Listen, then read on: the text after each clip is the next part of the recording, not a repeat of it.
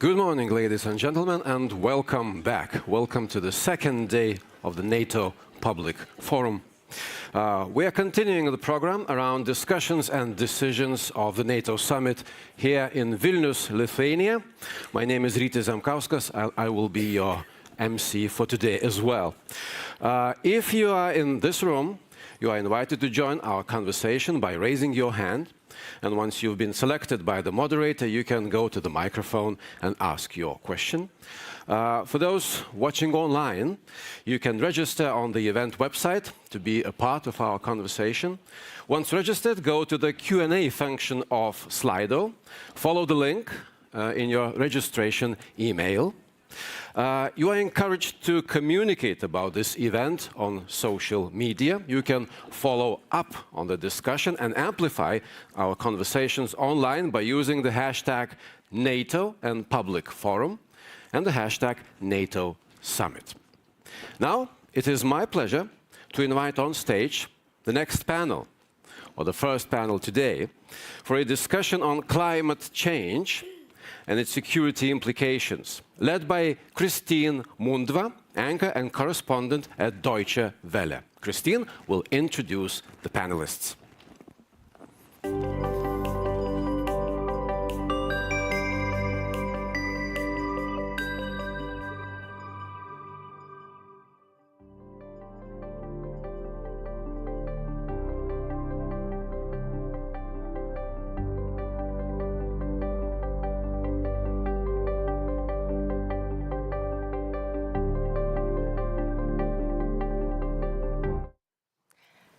Good morning, everybody.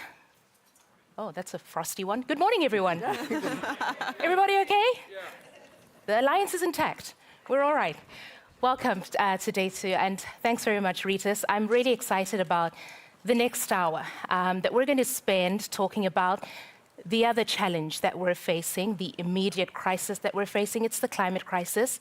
If you've been watching the news in recent weeks, you would have seen visuals of flooding, droughts, these extreme weather conditions that we're experiencing around the world. In Johannesburg, where I grew up, it snowed for the first time in a long time, something that was a rare phenomenon for us. And here in Europe, we're experiencing heat waves. And so what does this mean for our security, these rapid and slow onset weather events that we're experiencing as a global community? What does it mean for NATO's security? And that's what we want to get into this discussion about. What is the NATO alliance doing in response to what we know is happening and what we are experiencing? So I'm pleased to be joined by my esteemed panelists here. I'm going to introduce them to you shortly, not in the order that we're sitting, just to make sure that you're all sharp. So we have Her Excellency Thórdís Gylfadóttir. She is Iceland's Foreign Minister. David van Weel is Assistant Secretary General for Emerging Security Challenges at NATO. Sherri Goodman is from the International Military Council on Climate and Security. She chairs the board there and is also the Secretary General. And next to me is General Luca Baione. He is member of the Executive Council for the World Meteorological Organization. We're going to do a bit of talking here, and then I really want to go to the audience for some questions and answers. And I specifically want to hear from the young people we have in the house today. I know we have a lot of young leaders sat here today. You all are the future, and I really want to hear from you today. You are not the past, but you are the pleasant present. But I really want to hear from our young people today in terms of what your stake is in the conversation. But everything they're doing right now is important because it's laying the foundation for us. Sherri, if I could pick up with you here, how high do you rank the climate security threat? And perhaps just talk to us about the nature of the risk that we're talking about. Well, thank you, Christine, and thank you to all of you for being here, and thank you to NATO and the team here for the excellent work that you are doing to really address what I think is an existential and one of the most important threats we face, along with Putin's war in Ukraine. This is the climate extremes are now the new normal. I characterized them 15 years ago as a threat multiplier, which is used extensively now in NATO's recent documents. And this threat multiplier exacerbates all the other threats we face, whether it's Putin's war in Ukraine, whether it's terrorism, whether it's transnational criminal organizations. The physical changes in, there's sort of three dimensions of this. The physical changes we feel every day, from the higher temperatures, the deluge that we're facing in the northeast of the United States in the floods, the heat domes that you've got in Spain and in southwest United States right now, the ocean temperatures that are just off the charts off the coast of Florida and parts in the Mediterranean, permafrost melt and retreating sea ice in the Arctic. These have all created new conditions in which the military has to operate, as well as we all have to live. And so you've got the physical changes, then you've got the second and third order effects, food and water insecurity, and energy insecurity, weaponized energy insecurity here in Europe, but food and water insecurity across much of the Sahel and South Africa, and in other parts of the world, and as well as the geopolitical changes in the Arctic and in other parts of the world where countries are now taking advantage of the changing climate. And so NATO's has to operate in that region, and you understand how that is going to degrade military readiness and reset against those climate extremes. Thanks, Sherri. David, like a good host does, you've brought a gift for all of us. Thank you. And this is NATO's latest climate change and security impact assessment. Do you want to just give us a sense of what's in it? What does this tell us? What's this report telling us? Yeah, it's part of our climate agenda in the track of awareness. So we want to create awareness about what are the security implications of climate change. And this is a growing document. This is the second iteration. And we look at a number of case studies. One is the airbase in Sigonella, very familiar, I think, to you, in Sicily. And we look at what climate change is already doing there in causing heat, in causing drought, but also causing flooding, and what the implications are on our military operations. But we also have a case study on the high north. So what does it mean if the polar ice melts? What does that do for security with new sea routes that become available? What does it do to our geopolitical constellation? So we try to look at the security implications of climate change, and we think that's the niche that NATO is good at. We know what security means, so we team up with organizations like the WMO, with the IPCC, who know what climate change does. And if we bring that together, then that creates an added value, and that's the document that you see here on the table. And there's more copies here in the room, I would say, to the rest. There's one for everybody. General, it wasn't immediately clear to me why a general is at the World Meteorological Organization. But you're going to tell us a little bit about this collaboration between this organization and NATO, and the bridge that you are sort of closing here, or creating between the military community and the scientific community. Yes, thank you for this question. Indeed, I consider myself a white fly in the meteorological community, because I am the only military member of the Executive Council of WMO. And this stems from my capacity as the director of the Italian Meteorological Service, which is provided by the Air Force. And as such, last June the 2nd, I was elected as a representative of the European region in the Executive Council of WMO. The Executive Council is the governing body of WMO, is composed by 27 elected members coming from the 6 regions of WMO. We, the European region, we are 50 states, and there are 7 representatives elected by the European region to the Executive Council. The Executive Council then is the governing body, as I said, but it is much involved in regulations, standardization, and modeling and simulation. And if I may pick up from a previous intervention, the interesting point is that within WMO community, no one knows about NATO initiatives, about NATO needs, about NATO implication with climate change. Of course, everybody knows about the impact of military activity on climate change, but no one considers the impact of climate change on military activities. And in this frame, I consider of utmost importance to bridge the gap between the two communities, the scientific one and the operational one, because it will be of mutual benefit to exchange views.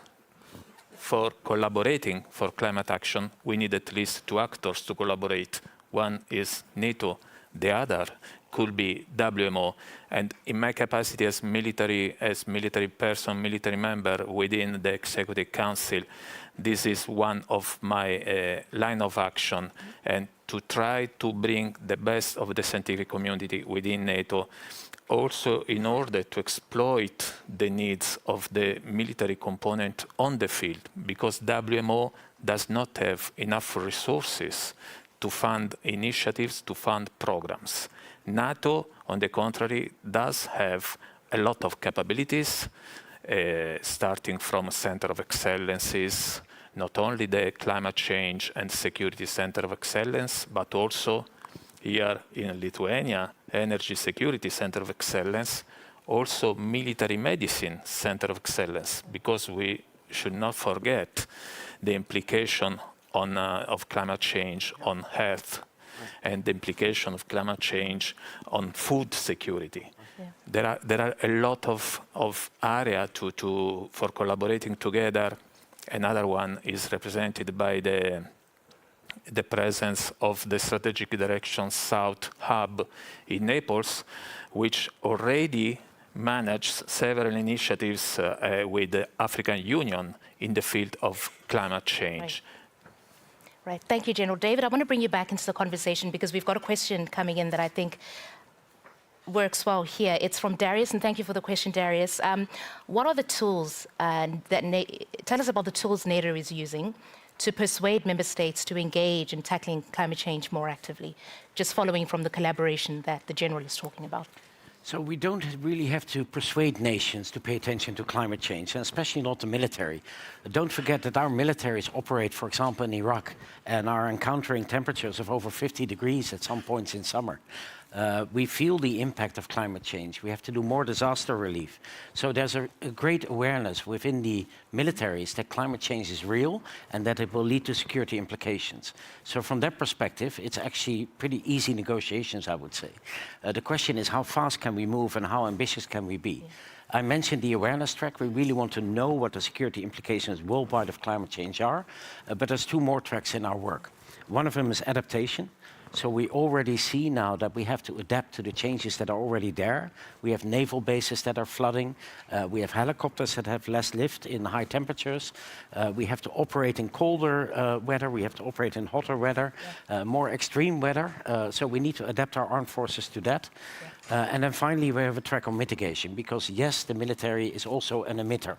And of course, we're not going to change our tanks for solar-powered tanks tomorrow. That is not the way it works. But as civil society will transition away from fossil fuels, so will the military, because we are 100% dependent on civilian infrastructure for our energy. So we need to be smart about that, and we need to make sure that as we transition away, we will get better equipment, but not running on fossil fuels and being more climate friendly. Yeah. Speaking of transitions, Minister, if I can bring you into the conversation now, Iceland's transitioning very quickly. In fact, you're leading the world in many ways.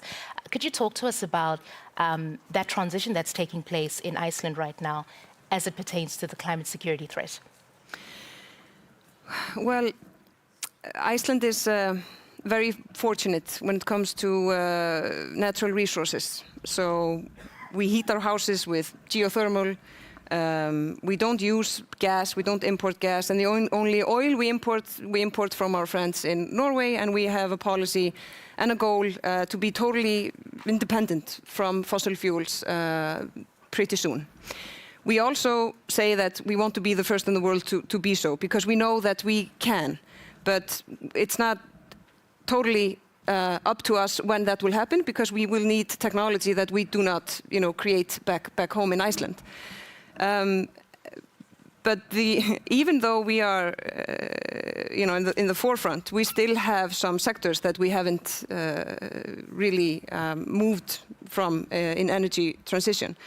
And the dialogue and the discussion back home is, and what I think is part of what we need to realize, coming maybe from a bit of a different point, is that if we truly want to be dependent from fossil fuels, that means that we need alternatives. Those alternatives, they come from nature. They come from, be it hydropower or geothermal or wind or whatever. That means that you are, it has an effect on nature. So if you want to be totally purist in protecting the nature, for me, it doesn't really sound credible that you want to go from fossil fuels to an alternative, because the alternative all means effect on nature. This needs to be clear. You have to decide what you want. If you're saying you don't want to use fossil fuel, that means that you're going to use something else. By using something else means that you're going to affect nature. Then you can do that in the best possible manner. And of course, we also need to change our behavior and all of that, but this needs to be clear. What I think is important for both for NATO and the alliance and the countries and for all of us is to truly understand the consequences of these changes, like has been mentioned here, both operationally, but also just our environment will be very different, and we already see that. What effect will it have? Droughts and food security and water, and what will? I mean, we have regions where people are still there, but in not that far away in the future, probably things will happen which will make them to stand up and leave. And the same goes with other issues that we need to understand, that of course we need changes and change of behavior and transition, but we also need adaptation. We need to realize what has already happened and what will happen no matter what we will do. Even though everyone would do exactly the right thing tomorrow, things are going to happen, and we need to understand what there is, and we need to be prepared. So I think this is important. And final point I would say is that we also need to both realize and maybe even influence the change on the geopolitically on the energy transition. Today you have certain huge countries that sell the fossil fuel, the oil from the ground. Which countries are going to be in the forefront when nations truly will go through with energy transition? Where will that energy come from? From what sources? From what regions? And what geopolitical influence will that have? And I think that we should, think of that as leaders and politicians and nations, because we can influence that. It doesn't. I mean, it can happen just however, but we can also influence how that will happen. So it can be an opportunity in a positive way. So I think this is also something that we need to understand, that geopolitically this will also have bring changes, the energy transition, which also we need to understand, and also the interest of the current ones that yes, today have the energy that everyone needs, every human being. Thanks, Minister. Sherri, David mentioned the tracks, adaptation and mitigation, and I want to have two separate discussions accordingly, but I want to start with adaptation specifically. We heard about the sea levels rising and what that means for naval bases, air temperatures and the helicopters, etc.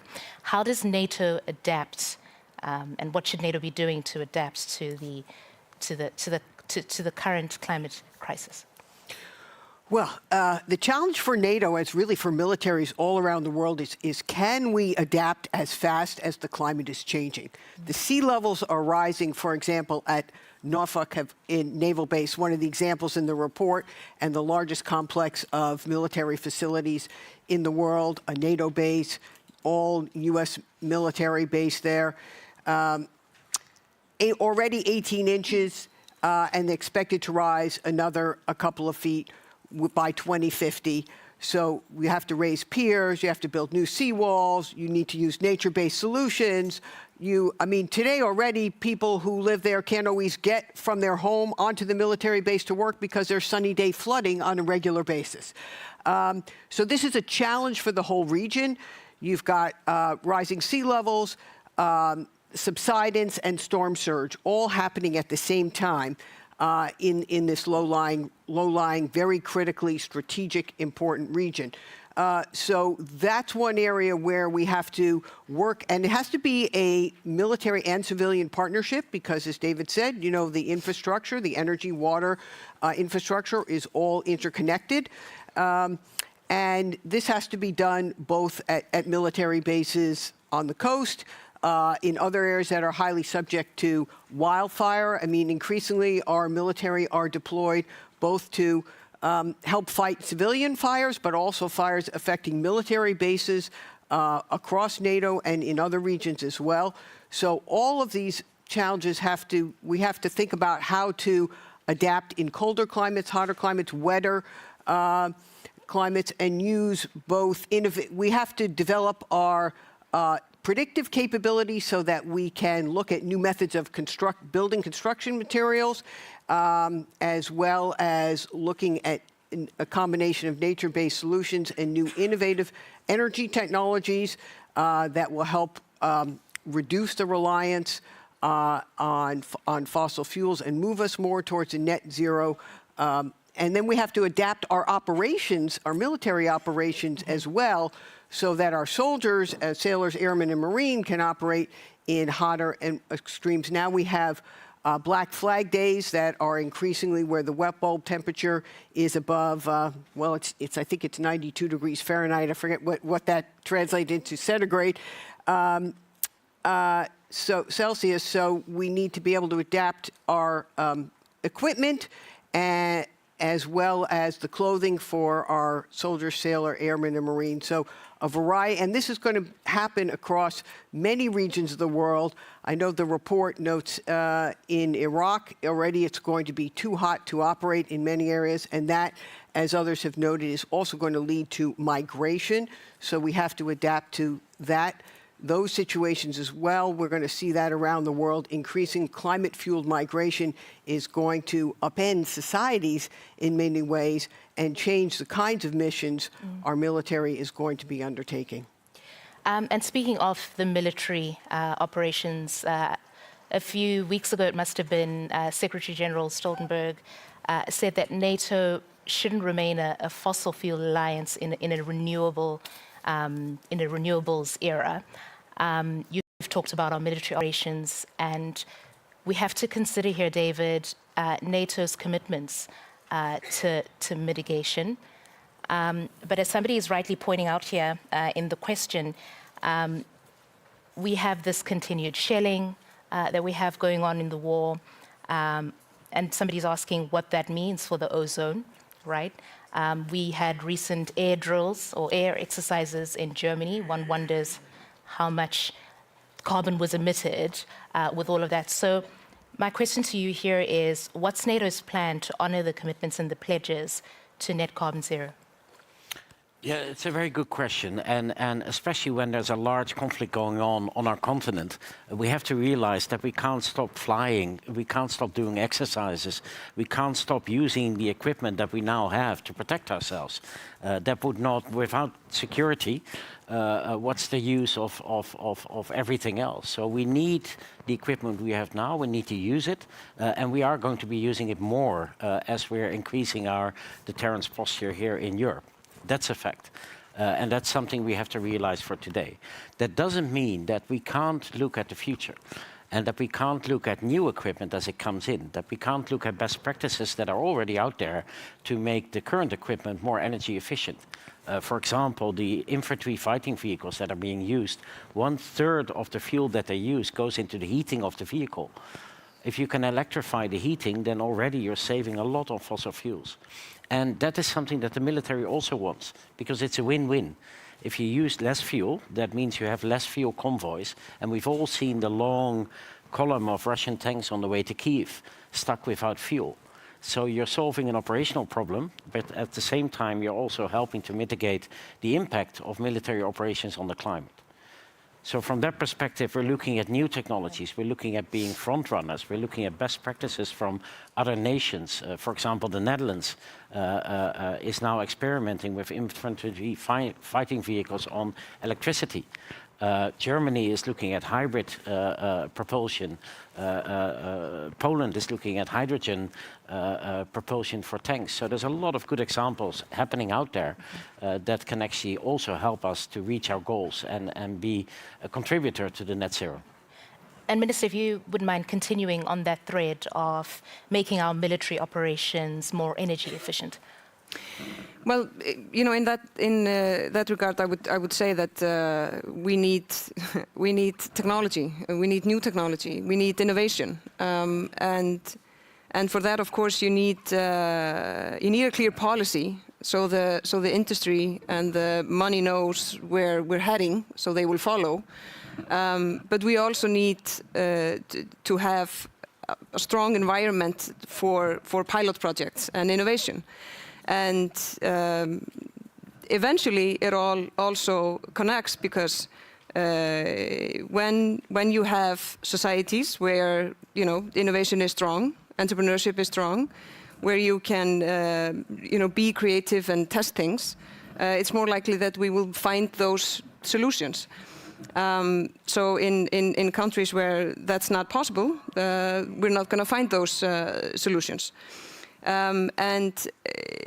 But I mean, like you mentioned, of course, this is complicated, because when the security is being tested, that's the ground that we stand on. So, and that's one of the, you know, bad things about wars is the stagnation. Like it's more difficult to see progress in that kind of situation that we're in now. But it also means that the priority is, of course, the security and defense. And with today's technology and equipment, that's what we have. And we could never, you know, give discount to that, because that needs to be the foundation that we then build on. But the short answer is innovation, innovation, and innovation. And that's you know, free individuals and private sector that will. And General, if you could pick up on that note, innovation. Innovation is for sure a matter of mitigation for the future, mitigation in the emission of CO2. But I think we have to look at those processes as with a different time frame. Adaptation is now, mitigation is in the long term. Mm-hmm. And moreover, we should look at those not only from the, let's say, internal perspective as NATO, but also with regard to the surrounding countries which are affected by climate change. I remember a statement by the president of Gabon during COP last year. He said, yes, we, all the people, are under the same thunderstorm, but we are not in the same boat. And this is very true. If we don't think also to the other countries, they will pose threats to our security. Therefore, adaptation is also for them. Adaptation, if we can synthesize in few words, is the capability to manage the unavoidable. Mm-hmm. Mitigation is to avoid the unmanageable events. And in their perspective, I mean in the perspective of those countries which are on the bridge of the fall, they need now help and support in order not to be the origin of new threats for the European region, let's say, as such, in a larger perspective. And I want to say about the Mediterranean Sea. As you know, the Mediterranean Sea is considered by WMO a hotspot. The hotspot is a region where climate change affects more than other regions. In this perspective, we know that the international community is committed to keep the temperature rise below the threshold of 1.5 degrees with respect to the pre-industrial era, the end of the 19th century. Nowadays, the average of the temperature rise is around 1.15. But in the Mediterranean basin, the rise of temperature, the average, is already above 2 degrees. Mm-hmm. This means the rise of the sea level. This means the disappear of plankton for fish in the Mediterranean basin, which means crisis for those communities which are devoted to fishing, and therefore no fish, no food crisis. This means that the rise of the sea level will affect the coast, for instance, of Egypt. The Nile Delta will be invaded by water, and this means that people will migrate towards Cairo capital, which is already over-congested of people. And this is the spiral which brings to the migration, which somehow could be considered not a threat in itself, but a situation, a crisis to be managed. In this respect, I would also point out the fact at regional level another actor should be involved. We all know that the European Union has 140 delegations throughout the world. If you type on Google the tasks of those delegations, you will find as top priority to face climate change. And therefore, since the collaboration with the European Union in the field of climate change has been highlighted in the last joint declaration, January this year in Brussels, I think that the collaboration should take at least 3 actors around the table, including the WMO, whose scientific excellence is out of doubt. But if the scientific excellence is not linked to those communities who need scientific support to bring the operation down on the field, I think we missed an opportunity. Sherri, there's a question here that I would like for you to weigh in on, speaking to the efforts to mitigate. And somebody's asking the question, excuse me if I could just find it here on the, yes, what regions are expected to become increasingly strategically important as the raw material requirements change for the manufacture of military hardware? Is that clear? Is that something that you can speak to, or should I read the question again?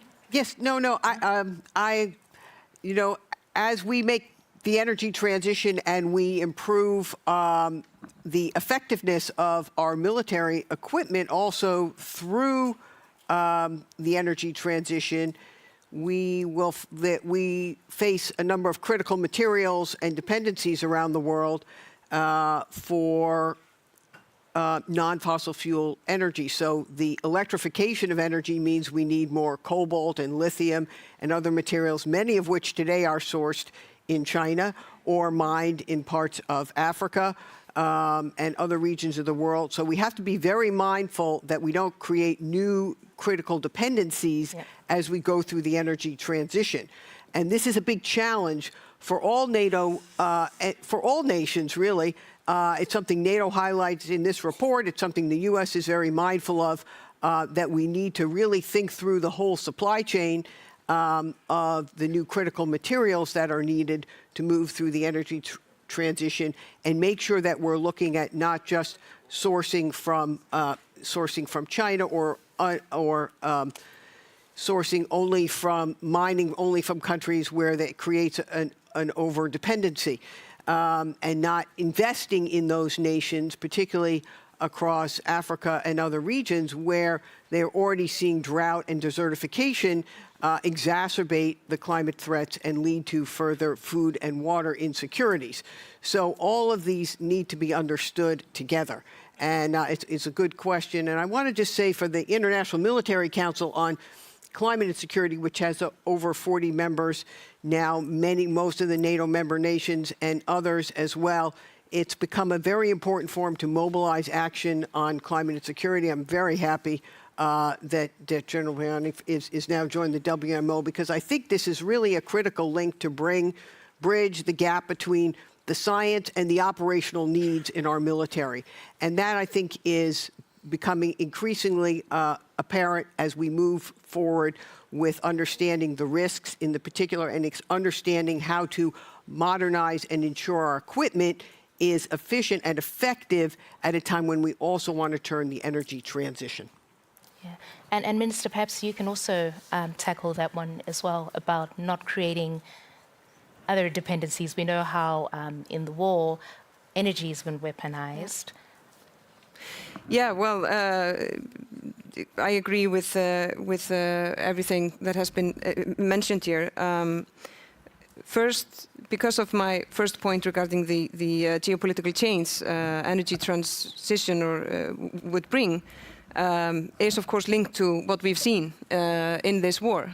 How energy is being weaponized and trying to paralyze societies and loss of lives. But again, like you said, I mean, with the changes, we could create new challenges. So again, we need to understand them. We need to understand the consequences of our actions and lack of actions. And today we talk about, we talk about China. We talk about how dependent we are on them. We talk about de-risking, but I mean, to be honest, and I do not believe I'm the only one, I do not necessarily understand what that means, because we haven't really made that clear, what we mean by that. We know that those raw materials and those things that we need, they are not, they're physically not everywhere, they're just in certain places. And then we need the capacity, in certain regions for us to be able to be sure that we can execute what we're saying we want to execute. So this is the other side of the coin with the geopolitical changes, which again we need to both understand the consequences of our actions and lack thereof, and also understand that we can influence that. I mean, we can definitely have a say in that. Where do we want to build up that capacity? Where is it? Where do we need to strengthen the relationship with certain countries, and so forth? So this is quite a big task, and it has its challenges, but it also has opportunities. Thanks, Minister. And thank you to our online audience who've been really good. There are loads of questions coming in, but I want to come into the room now, just get a sense by show of hand if we have some questions, because maybe let's do that.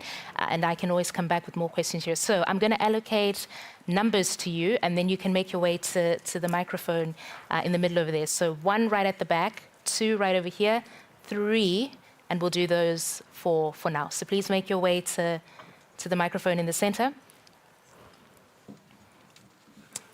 Starting with 1, 2 is in the middle, and then we'll do 3. Thank you so much. I'm Thórdís from the Lithuanian American community, and also a Central and East European coalition. So I love the powerful point y'all are making that climate change, it's not just about nature, it's not just about the planet. It's a very real stress on the military, on society, and governments now. So how are you driving that point to the United States, which still drags its feet? Thank you. Okay. Next question. Yes, please. Oleksiy Goncharenko, member of the Parliament of Ukraine. My question, that's a very important topic, climate, environment, definitely. And don't you think that this conception of that NATO will protect every inch of its territory, when we're speaking about environment, it shows us that it's impossible, that it's outdated when we are just speaking about NATO territory. Just for example, if Russia will attack any NATO country, I hope this will not happen, with a missile, just compare the consequences if Russia will destroy a nuclear power plant in Ukraine on the border with NATO country. What will be the consequences? They are incomparable at all. So maybe there is in time to have a discussion that Article 5 should be expanded. And will it be attack really on the NATO states, countries, if something like this will happen? We saw in Ukraine Kakhovka Dam catastrophe, planetary scale catastrophe with the huge consequences for the Black Sea. It's to Turkey, Bulgaria, Romania, NATO states. And what is the reaction? And if we will not have the mechanism of reaction on such events, so how can we in reality protect every inch of NATO territory? Thank you. Okay, and before you go, number 3, Sherri, you take question 1. David, you take the second question that we've just had. Okay, and your question, please. Hello, Itse de Vries. I'm a researcher on energy security at the Dutch Army and also part of a youth delegation here on climate security. My question is about interoperability and future energy sources. So in the future, I can imagine that we'll have electric military equipment or biofuels or synthetic fuels. So how can the NATO standardize this so that we don't have a future in which we all run our vehicles on different fuels or electricity? Thank you. Thank you. Thank you. Okay, let's start with question 1, Sherri.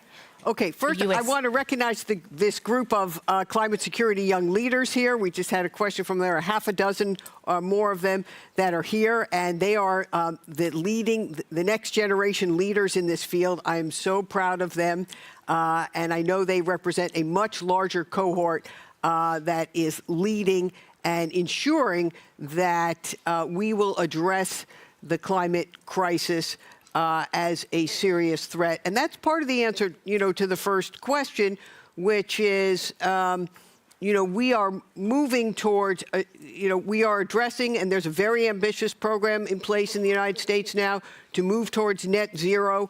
Our militaries are doing their part. All the military departments in the U.S. have very ambitious climate strategies with net zero goals, moving towards microgrids at every military base to enable using a diverse source of energy, as well as secure energy and island energy when necessary, which is important. So it meets both the climate and energy security goals at the same time.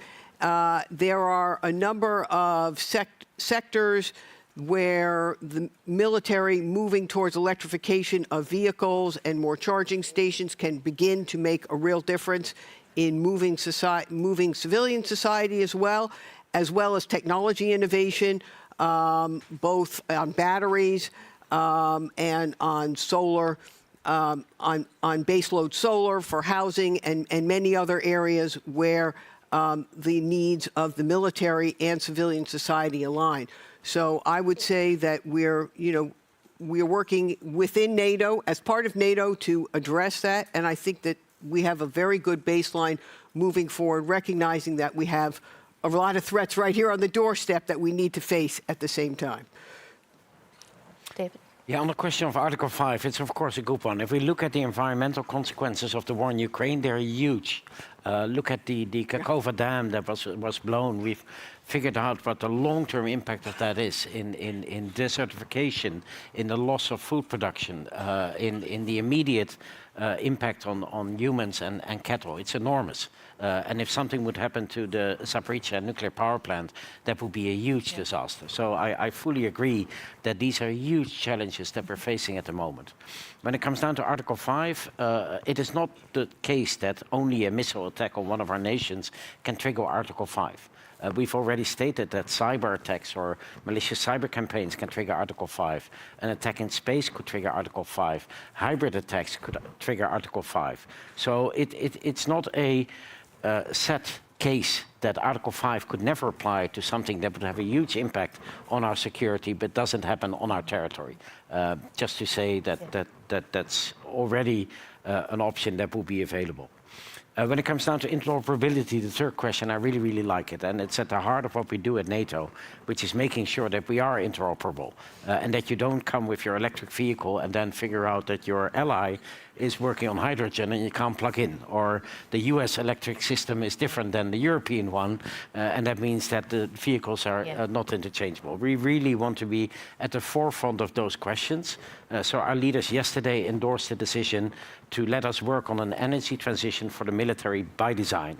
And what we mean by that is that we want to look at what is the ultimate mix of energy that the military will use in airplanes, in rolling vehicles, in trucks, in ships, in unmanned vehicles, in camps, in barracks, and make sure that we come to the optimum solution that gives us the best operational effectiveness, that reduces our dependencies and doesn't create new ones, as was already discussed by my two neighbors, and that we do it all in a coherent way. We all use the same fuel now, and we should all use the same energy in the future. So we know that we can find each other on the battlefield when we need to. Minister, if you also wouldn't mind just weighing in on the Article 5 point. I saw you nodding your head as David was speaking there. And then, General, if you could also just say something about the interoperability question as well. So, Minister, I'll start with you. Yeah, I was nodding. I don't have much to add to what has already been said, but it's just an important point that it's not only missiles, and as has been stated, it can also be other kinds, such as hybrid, such as cyber. But of course, that it's also, it's a development that today it's in wording. It hasn't really been, tested. And if it would be tested, it's always, a political decision, which makes it,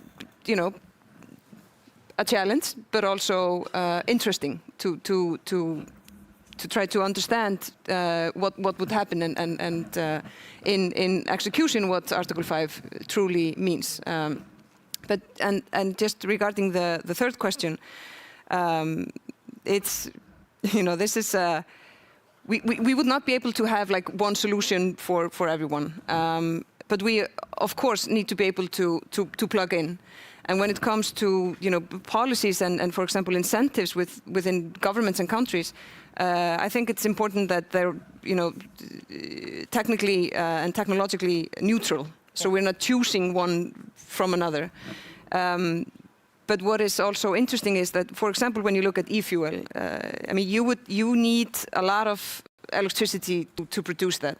So what I find interesting, and I'm just a lawyer and a politician, so I'm not going to pretend that I understand all the technology.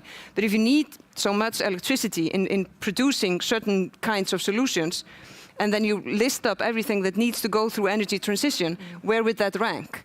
And how likely is it that solution would be the one? And I say as a politician, that's not something that politicians should decide.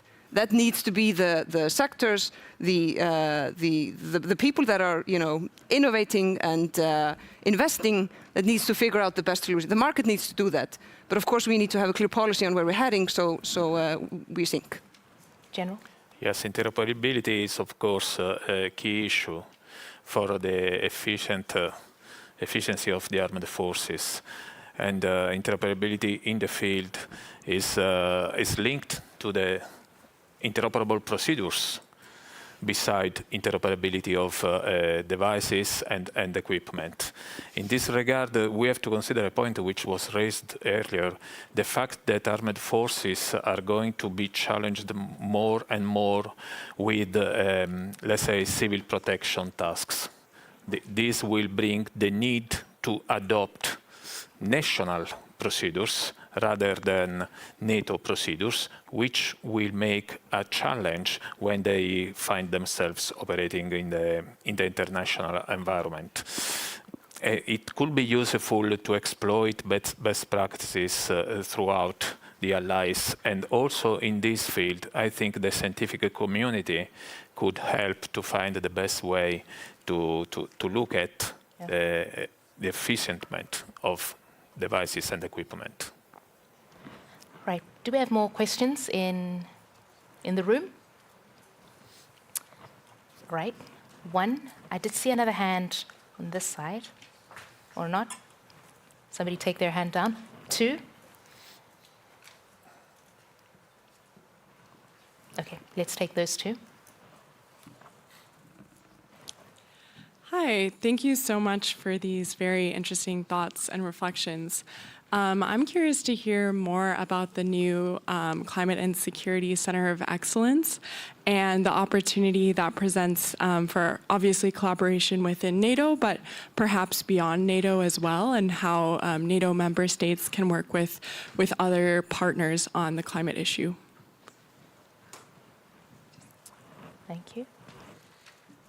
Hello, Andrea Cameron, U.S. Naval War College.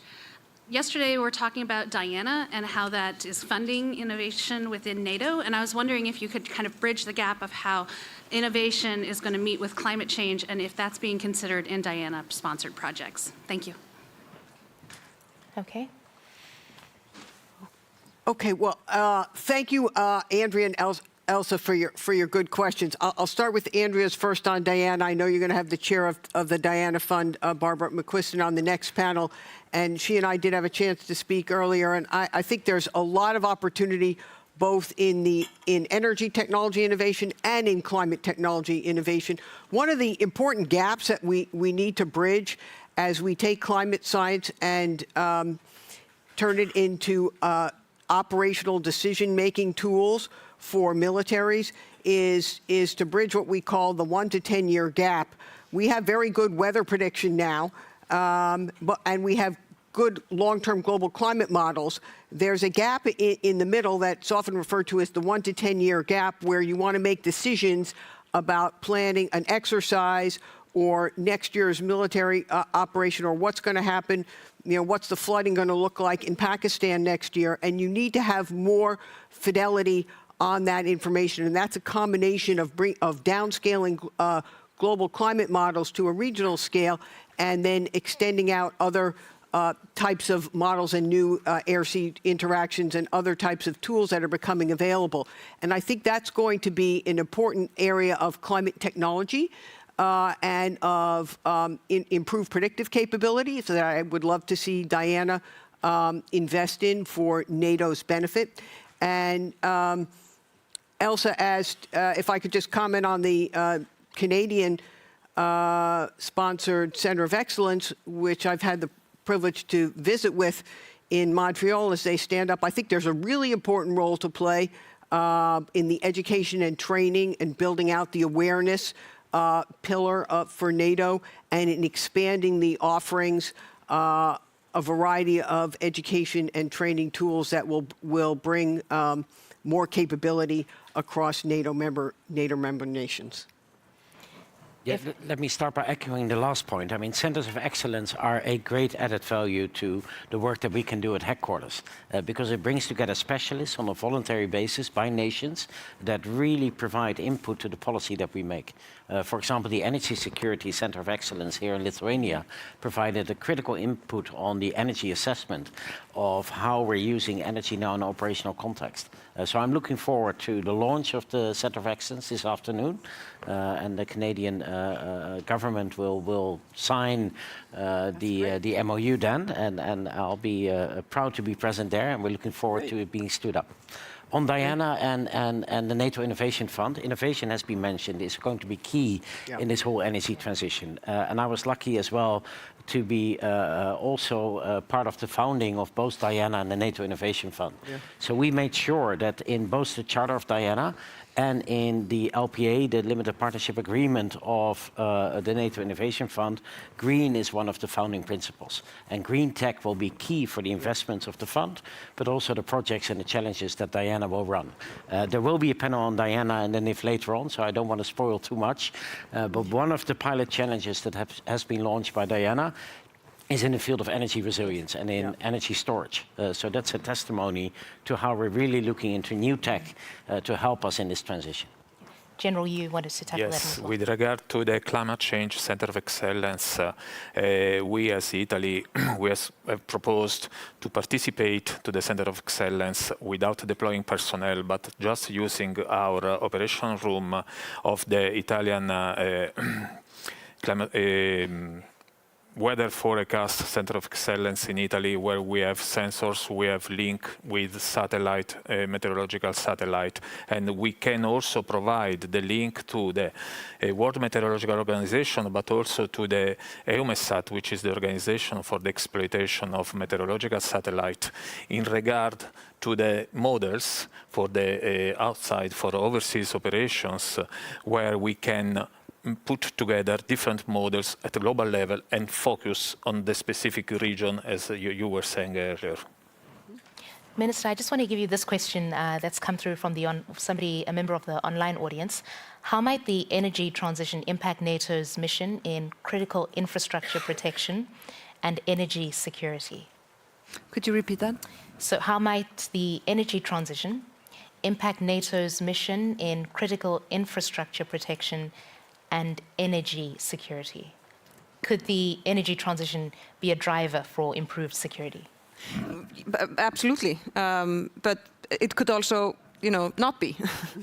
And that's why I mentioned that it is extremely important to have a clear understanding on what our decisions mean.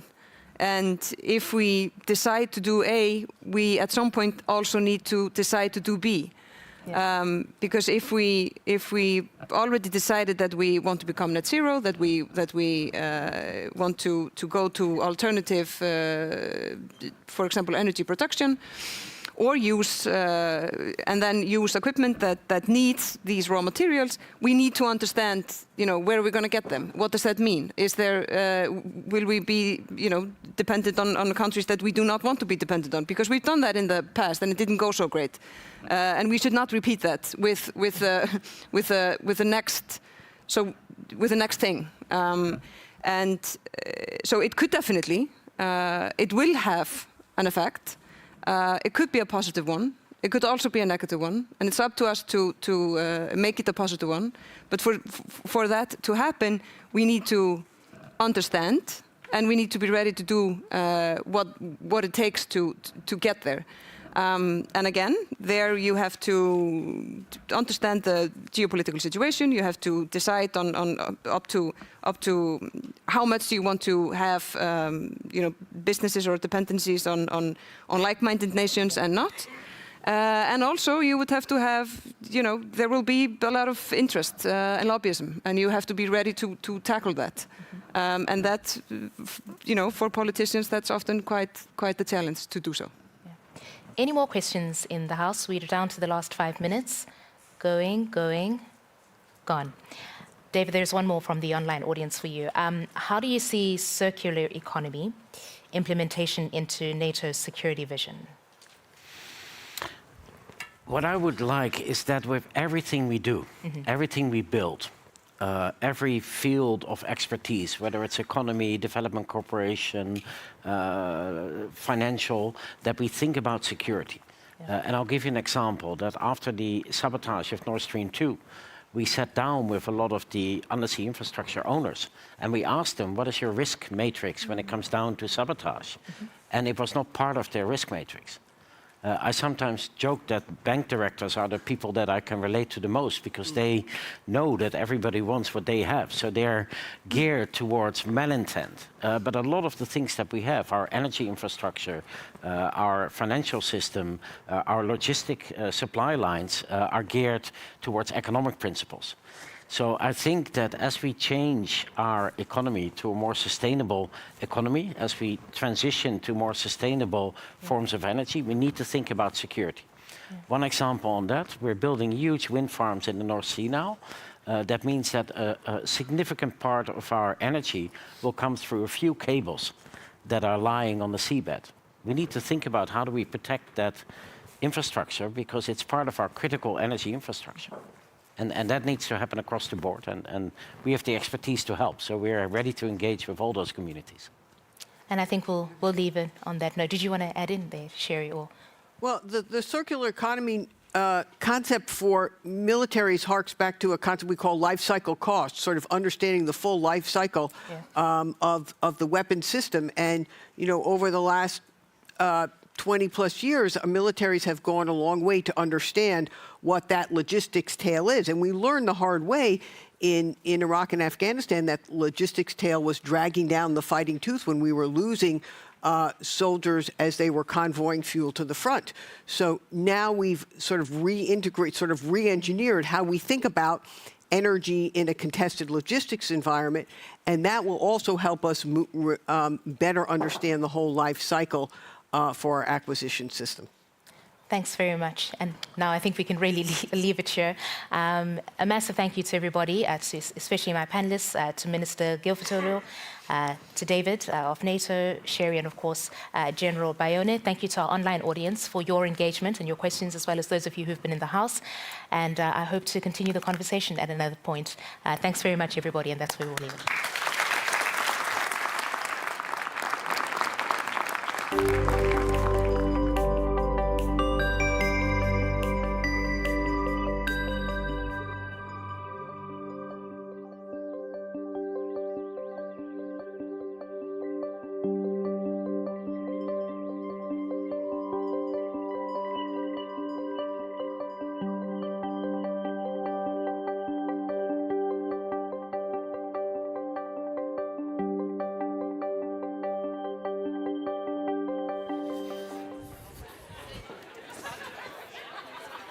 Many thanks to our distinguished guests. Tackling the security effects of climate change remains a priority on the NATO agenda, and we look forward to seeing the implementation of the decisions taken at the summit in this area. I now invite you for a 30-minute coffee break, and we will resume the event right after. 30 minutes.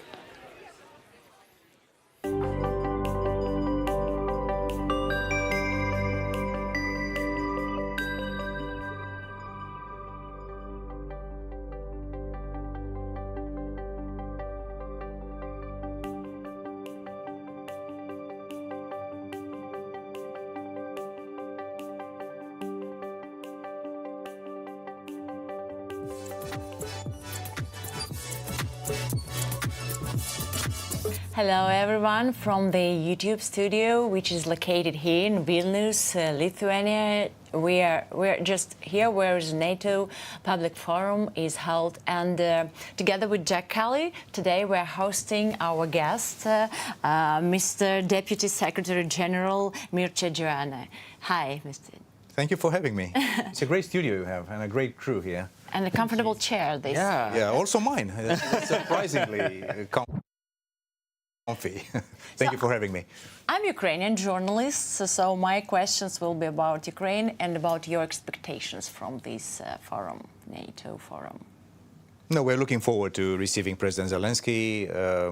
We're also very happy that for the first time we'll be having the first edition of the new political vehicle that allies have agreed upon, the NATO-Ukraine Council.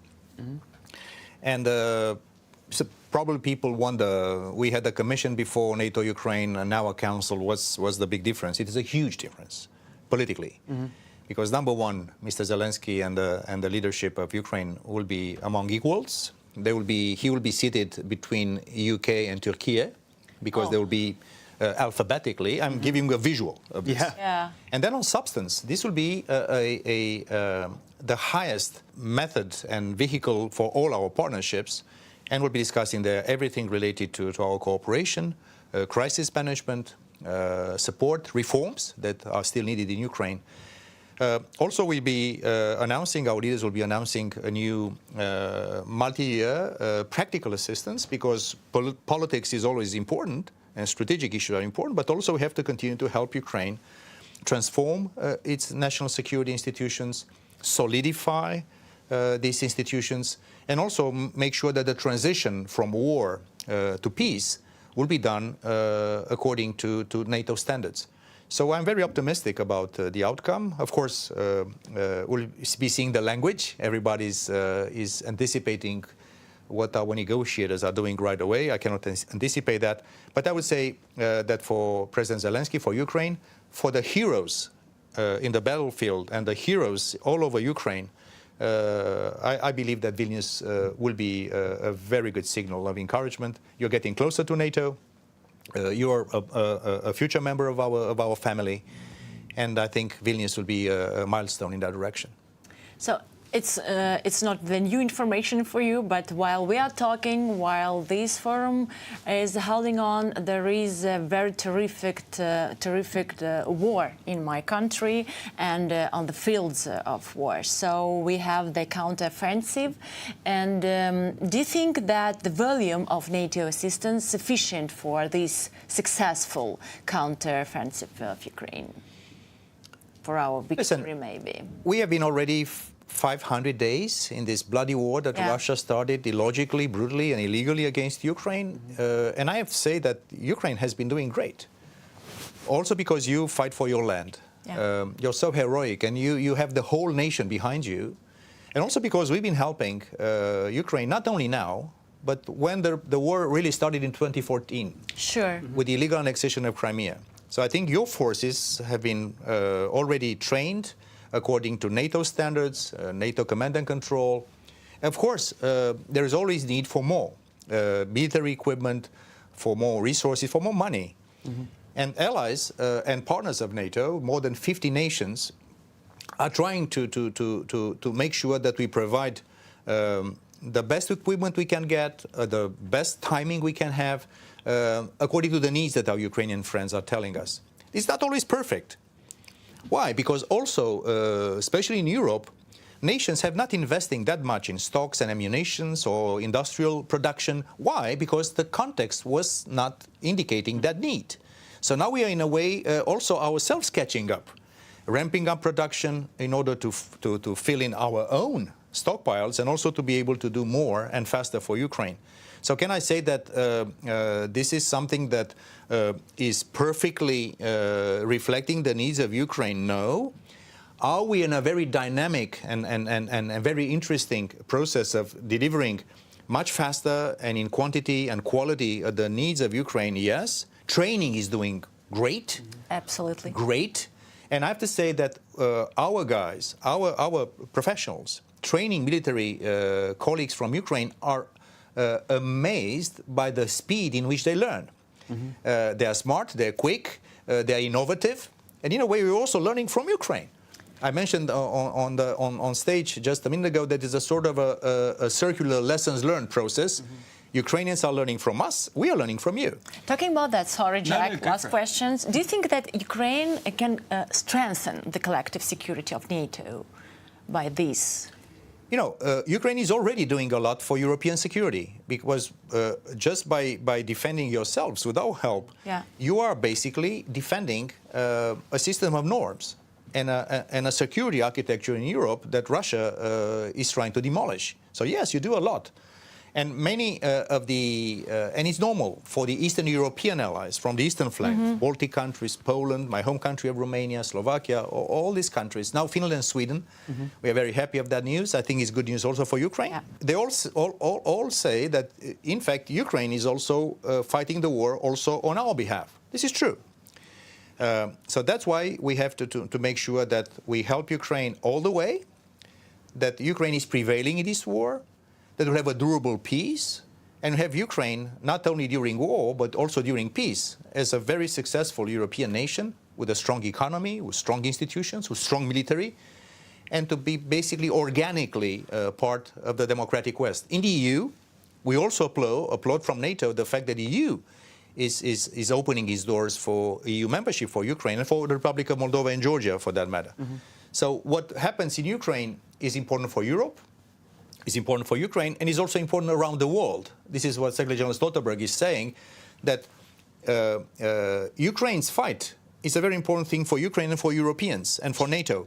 But also, this is also a lessons learned from other authoritarian leaders that might be tempted, if Ukraine will not be supported and will not prevail, to use the same strategy of invading someone else, and then to believe that they can get away with it. And in a way, the example of Ukraine is global, is not only national or European. We've obviously touched on the future and what lies forward in the conflict and new member states joining NATO. I'm curious to drill a bit further into the details of the future of NATO. Obviously, the war in Ukraine has reinvigorated NATO to some extent. We've seen a real pull together around this issue. Do you think that's something you can expect to see continuing into the future? Is NATO going to continue being aligned in future years, do you believe? I think there's always been a need for NATO and of NATO since our inception almost 75 years ago. By the way, in Washington next year we'll have the 75th anniversary summit. And what we have decided in Madrid last year, what we are deciding now in Vilnius, what we'll be deciding in the next year.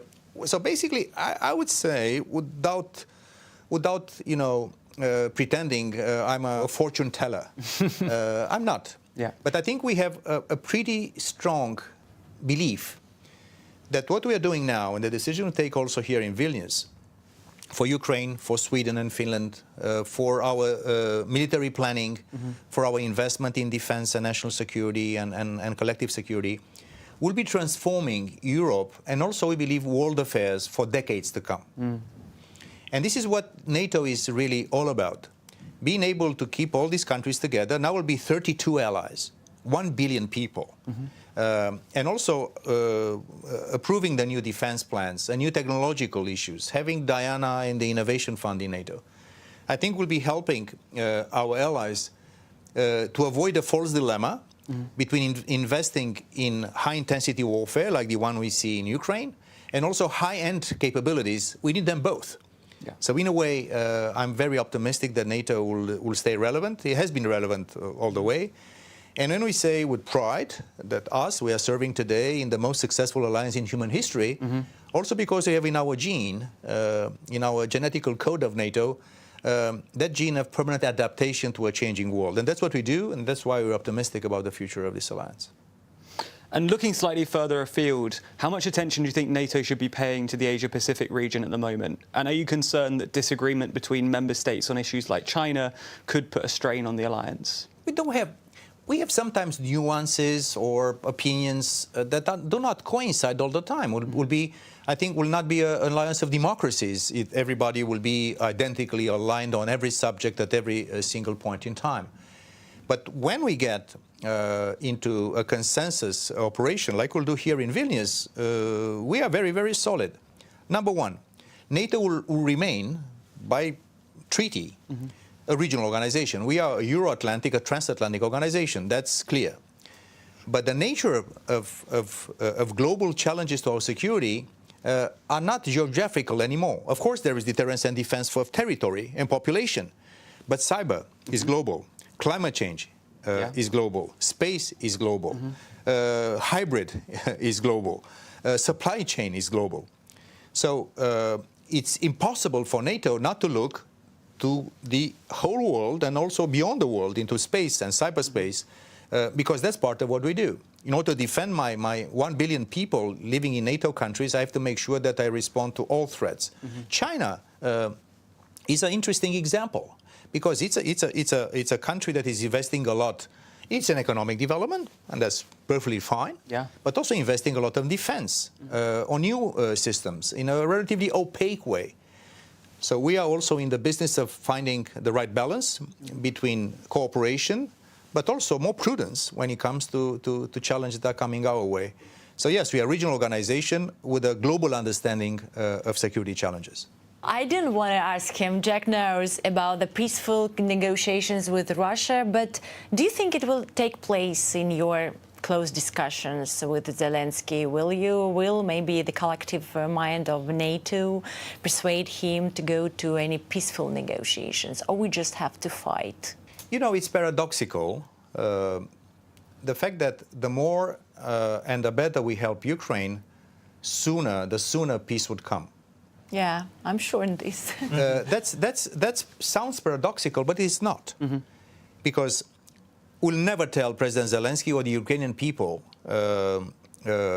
what to do with their future.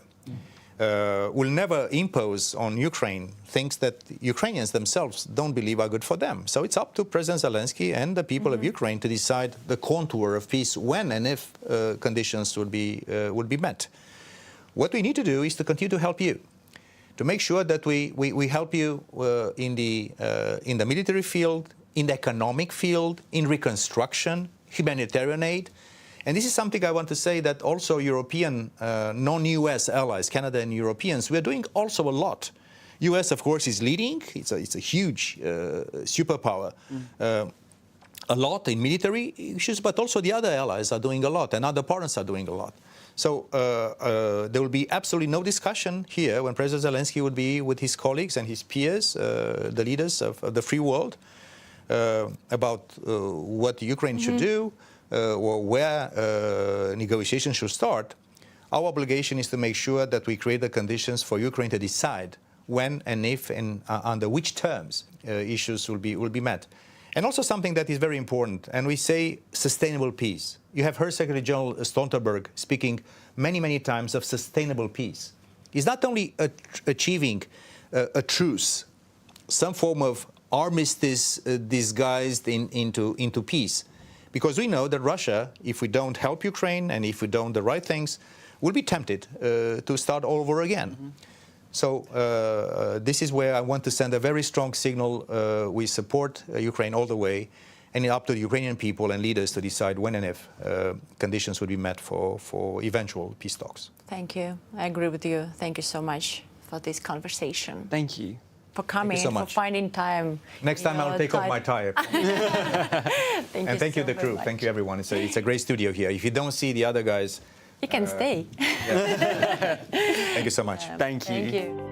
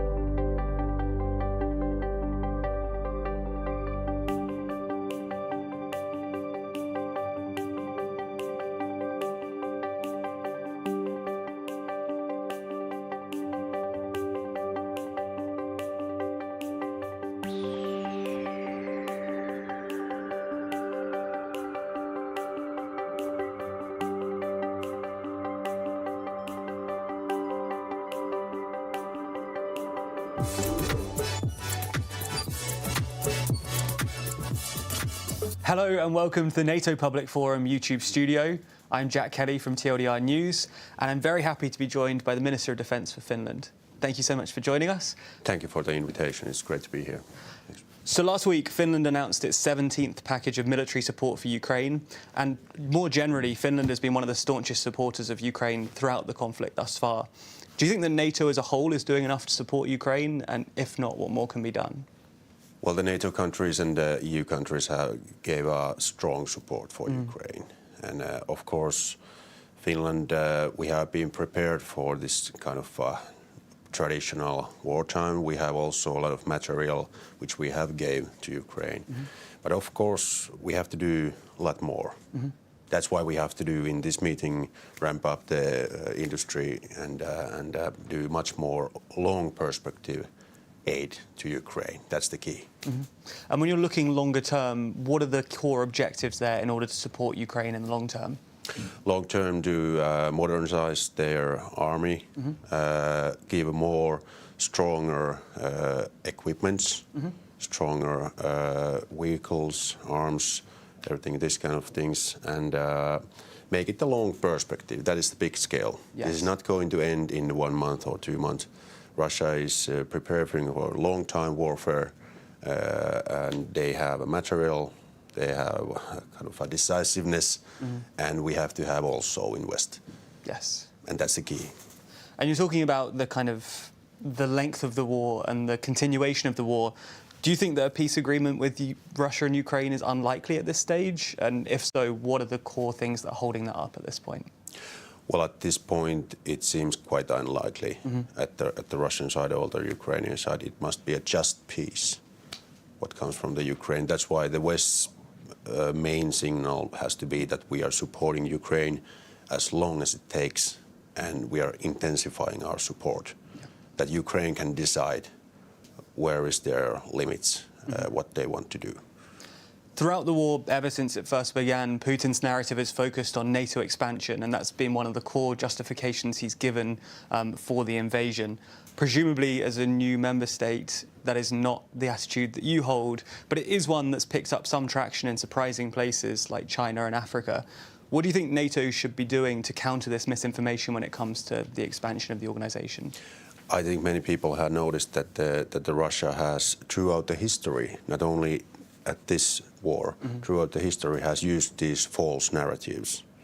And I think in the Western countries especially, people are not buying those. But the problem is that are this truth going through the people's mind globally?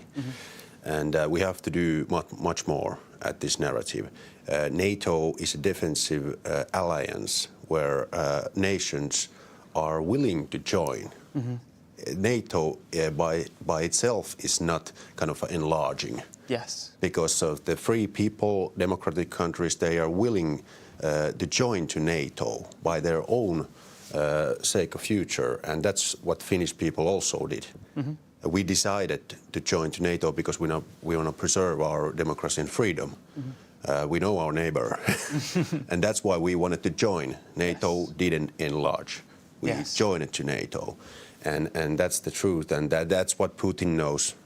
But their narrative is going on globally, and that's a big problem for the Western countries. Do you think that NATO as an organisation is doing enough to push back against that narrative when it comes to expansion? We have to do more. We are doing much more, but we have to do more because we are seeing that the information activities is the new kind of a challenge in 2020 age, and we see that there is coming to a regional informational spheres also, and we have to do much more diplomatic influencing and knowledge-based information sharing between the southern countries, Asian countries, that they really know what is going on in the West. Yes, absolutely. Beyond just NATO, Finland is obviously a permanent member of the Arctic Council as well. What are your thoughts on Russia's growing military presence and interest in the region, and obviously their withdrawal from the Council as well? Well, the Arctic Council has been quite a non-military profile, and that's a good way. There's so high stakes at the environmental cases in the high north. But of course, when Finland and hopefully now Sweden is joining to NATO, inside the NATO will become a bigger Northern European sphere. We are bringing a big Arctic landmass to NATO area, 1,300 kilometers Russian border. That's a big burden for us to take. First of all, we are taking care of our own defense. Finnish, that's our priority. But of course, we want collective defense alliance to also notice this big share of the Arctic way, of course, the Baltic Sea and the 1,300 kilometers new border. Yeah, absolutely. And finally, this is just something our audience are particularly interested in. Finland is one of only a handful of countries that has universal male conscription for the army. But it is coming back into fashion in Europe, with Lithuania, Norway, Sweden and France all introducing conscription-light policies in recent years. What do you think the advantages are for your system, and do you think it should be introduced in other NATO countries too? Well, every country must think themselves what kind of a defense system they have to have according to geographical situation, geopolitical situation, about their security situation. And when you're looking about Finland, we're a big country and in a map and in a very difficult situation, neighboring Russia, 1,300 kilometers. And we are decided to defend the whole landmass and area. That's why this kind of overall conscript system is good, because we have 280,000 men and women who are in the reserve army. And we have totally 900,000 people in Finland who have been kind of soldier education conscript system through. That's why it's really good. If you're looking about the lessons learned in Ukraine, full-scale war, long-time war, exhausting war, the whole nation must be willing to defend our country. That's what could in conscription system. We have the Europe's highest willing to defend the country, and the whole society must defend the country. Yes. Our system provides that, because in every family there's one or two members who has been in conscription system or in army. We know the security policy throughout the society. We don't have any people in Finland who don't know the main priorities of our defense system or the high stakes why we have this conscription system. I recommend it in every country.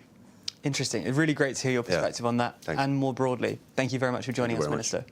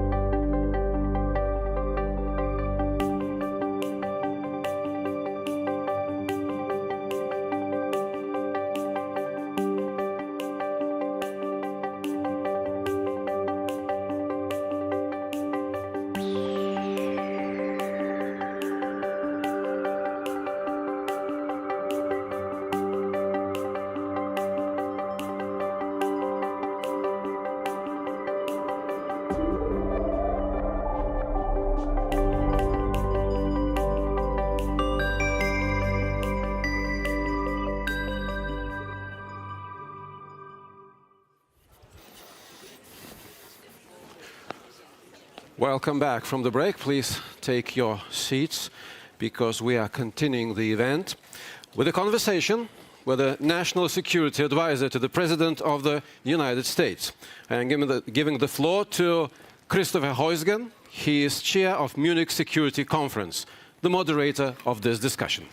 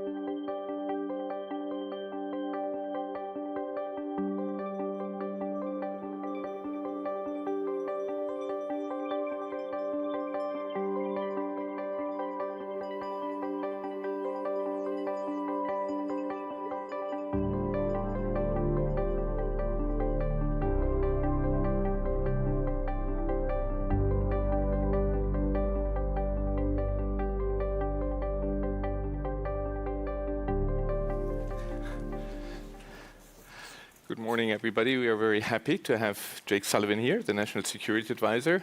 Jake, I was really, betting on would you make it or not, because so much attention to the U.S. role, and you have quite a job. So we all appreciate very much that you take a few minutes to come here to the NATO Public Forum. Jake, first let me congratulate you on convincing Turkey to allow Sweden into NATO. But since we are among friends here, can you tell us a bit about what was the deal there? Well, first, really this was an effort led by the Secretary General of NATO, Jens Stoltenberg, with Sweden and Turkey, and the joint statement that they put out, I think, really reflected the positive inclination of Sweden to step up and address some of Turkey's concerns, and then Turkey's declaration that they would, in fact, move Sweden's accession in the parliament for ratification, and we hope that will happen swiftly. The U.S. in this was simply trying to help encourage and support the effort to get that agreement, to get that statement out. And this was not about bargaining or horse trading. This was fundamentally about President Biden making the case to President Erdogan, following his consultations with Prime Minister Kristersson, about why it was so important that we send a positive signal at Vilnius, and why it was so important that we get Sweden into the alliance because of the contribution they can make to Euro-Atlantic security. Thinking of it in terms of a deal from the point of view of the United States, that's not how we see it. We see it as the U.S., just playing a role in supporting, reinforcing, urging, cajoling, encouraging the outcome that we got yesterday. And it's a great outcome for the alliance. It's a great outcome from the point of view of Washington and the United States. No, thank you for this, and I'm sure without Biden pushing there, President pushing there, it wouldn't have happened. In your response, you didn't mention F-16? Well, the issue on the F-16 is one, I think if you look at the public record over the course of the past several months, maybe even longer, President Biden has been clear that he has supported the provision of F-16s to Turkey. And that has been a clear and consistent position of his, both publicly and privately. And he has been working with the Congress on it. He continues to consult closely with the Congress. And in the context of that consultation, is eager to get that across the finish line. The fact of his policy support for this and his motivation to make this happen, working with our congressional leaders in both the Senate and the House, that has gone on a track before there was a deal between Sweden and Turkey, and it will continue after there's been a deal between Sweden and Turkey. It's not easy. Good luck on that. But this was really a fantastic news going into this summit. On Ukraine, we have seen and witnessed some of the disappointments of Ukraine from the result of the summit, and also in the corridors you hear a lot of disappointment about the result. Why couldn't the summit, why couldn't you have gone further? Well, I'm not sure what it means exactly to go further. I think there was broad consensus in the alliance that bringing Ukraine into NATO now, in the middle of the war, would mean NATO would be at war with Russia.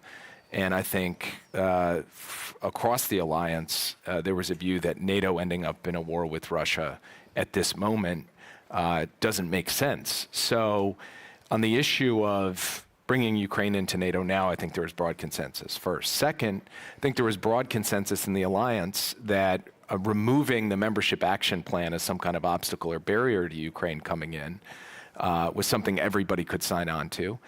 And then third, there was broad consensus that Ukraine has made substantial steps along the reform path, both in security sector reform and in democratic reforms, but there are more steps to take as well as it fulfills the requirements for membership that all allies who ultimately come into the alliance had to fulfill to be invited to join. So then there was, as there always is, and you know this better than anyone, having served in a number of significant diplomatic roles, the negotiation over text, people move words around, they choose different words, but the fundamental thrust of what the NATO communique reflects in those elements I just described, I think had broad-based support across the leaders. And that's why yesterday at the end of the session, they were able to come out with one voice and make those comments. I know President Zelensky expressed disappointment with the wording, would have liked to push things further, and I understand that from his perspective. But I think from the alliance's perspective, the logic that I've just described was the one that could achieve a broad-based consensus given the number of views. And I'd make one other point, which is President Biden has really stressed the importance of unity in the alliance in the face of Russia's aggression. And he has noted many times that President Putin was betting that NATO unity would crack, that the alliance would wither, that divisions would be exposed. And that has been a bad bet for the 505 days of the war, and we believe it will continue to be a bad bet. But unity doesn't mean every ally sees every issue exactly the same way. What it means is that we can come together from somewhat different tactical perspectives to join in a common strategic vision and strategic approach. And there, I think there was broad alignment with respect to the question of Ukraine's place in NATO. And the document specifically says Ukraine's future is in NATO. And it specifically says that the alliance will work with Ukraine along that pathway. And last point, as Ukraine works along the pathway towards an invitation to membership, the United States and several other NATO allies and partners are going to step up today to launch a process to provide Ukraine with the security commitments it needs in the period ahead for the long term with respect to military assistance, economic assistance, and the other tools necessary for it to be able to defend against Russian aggression and deter future Russian aggression. So when I think you look at the whole package by the end of today, it is a quite powerful signal of the alliance's support for Ukraine and the work that we will do together to help bring Ukraine fully into the Euro-Atlantic family. Yeah, I think this unity is very important. Also, what we hear from individual member countries, including my own, of additional huge packages of arms that go to Ukraine is a strong signal. But you stressed, Jake, unity. The guy sitting in the Kremlin sees, well, there were high expectations for Ukraine to join NATO, get the invitation, and in the end, Zelensky is disappointed. Some member states in the NATO would have liked to go further. Others were not. Despite the fact that, yes, there is this image of unity, there is still, Putin probably sits there and says, well, the Ukrainians didn't get what they wanted, so it's a sign of weakness. And aren't you a bit concerned about what Putin will draw as a conclusion from the summit? I think he has looked at various meetings of the alliance, various moments in time over the last 505 days when Ukrainian voices have expressed, a view that they would like to see more or different. He's seen NATO allies debating the exact way to provide support to Ukraine in the war. And maybe every time that happens, he sits and thinks, oh, this is the moment. This is when it's finally going to happen. This is when they're going to crack. This is when they're going to break. And every time he's been proven wrong, because at the end of the day, 31, soon to be 32 democracies with different perspectives, different capacities to bring to bear, are going to debate and are going to have different perspectives. And so unity cannot be defined as, do we all agree on every element of everything from beginning to end? Unity is defined as taking all of those different perspectives and bringing them together around a coherent strategy based on deep principle and conviction, based on evidence and logic, and that's what we've done all the way through. So if Putin is sitting in the Kremlin thinking, this is good for me, he's going to be proven wrong once again, because the alliance is going to come out of this summit united, purposeful, committed, energized, and the relationship between all of the allies and Ukraine will come out of this energized, purposeful, and with the same enduring strong support that we have seen on display over the course of the last year and several months. And later today, President Biden will have the chance to meet with President Zelensky. He'll have the chance to stand with President Zelensky and other allies and partners to make this long-term commitment of support that, when taken together with what was offered in terms of the positive signal to Ukraine on NATO, is quite a powerful perspective for Ukraine's future, and quite a powerful signal of the commitment that the United States and all of the countries gathered here are making as Ukraine stands up to bravely defend its sovereignty and territorial integrity. No, thanks very much, and we are looking forward to this powerful picture of the two presidents standing next to each other. Jake, 9 years ago, there was a Wale summit. And at that time, under the impression of Russian annexation, all NATO members committed to spend 2% on defense by 2024. We see a number of countries, including my own, that has not delivered on it. Now, in the conclusion, which I haven't seen yet, but they said, well, 2% is now the base. How optimistic are you that countries have understood that it is now high time to actually deliver on this at a time where in all countries we have social problems, climate problems, etc.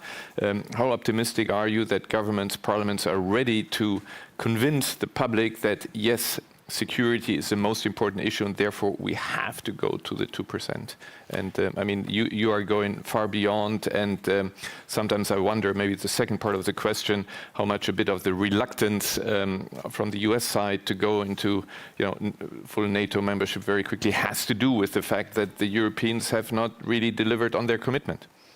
Well, first, on the good news side, we've seen 9 straight years now of increased defense spending by members of the alliance. We have seen a number of countries step up to either hit the 2% goal or to set out a credible pathway to get to 2%, even if they're not hitting it by 2024 in the years that follow. And that has been a real change from Wales until now. On the less good news side, you're right. There still are gaps between where all allies pledge to be and where we will be next year. And not every ally has, in fact, set out that credible pathway to get to 2%. And then on the just flat out kind of reality check, it is the case, as the NATO communique said, that the combination of factors at play in today's geopolitical environment do mean 2% has to be a floor, and spending beyond 2% by all allies is necessary to ensure the full security of the alliance. So we will continue to work at this. We will continue to make the principled case that that everyone has to pick up their share of the burden and carry it forward effectively. And then we'll continue to lift up those countries that have stepped forward to make bold new commitments. You know, you mentioned your country, Germany being one of them in the last year, to actually follow through to get to 2%. Other countries have done the same. So we will not be shy about continuing to press those allies who are still lagging behind, but also we will not be shy in giving credit where credit is due. Your country has not been known for shyness, so we'd expect that. So Fair enough. Thank you, thank you for this. I'll turn now to the public about and questions to be asked.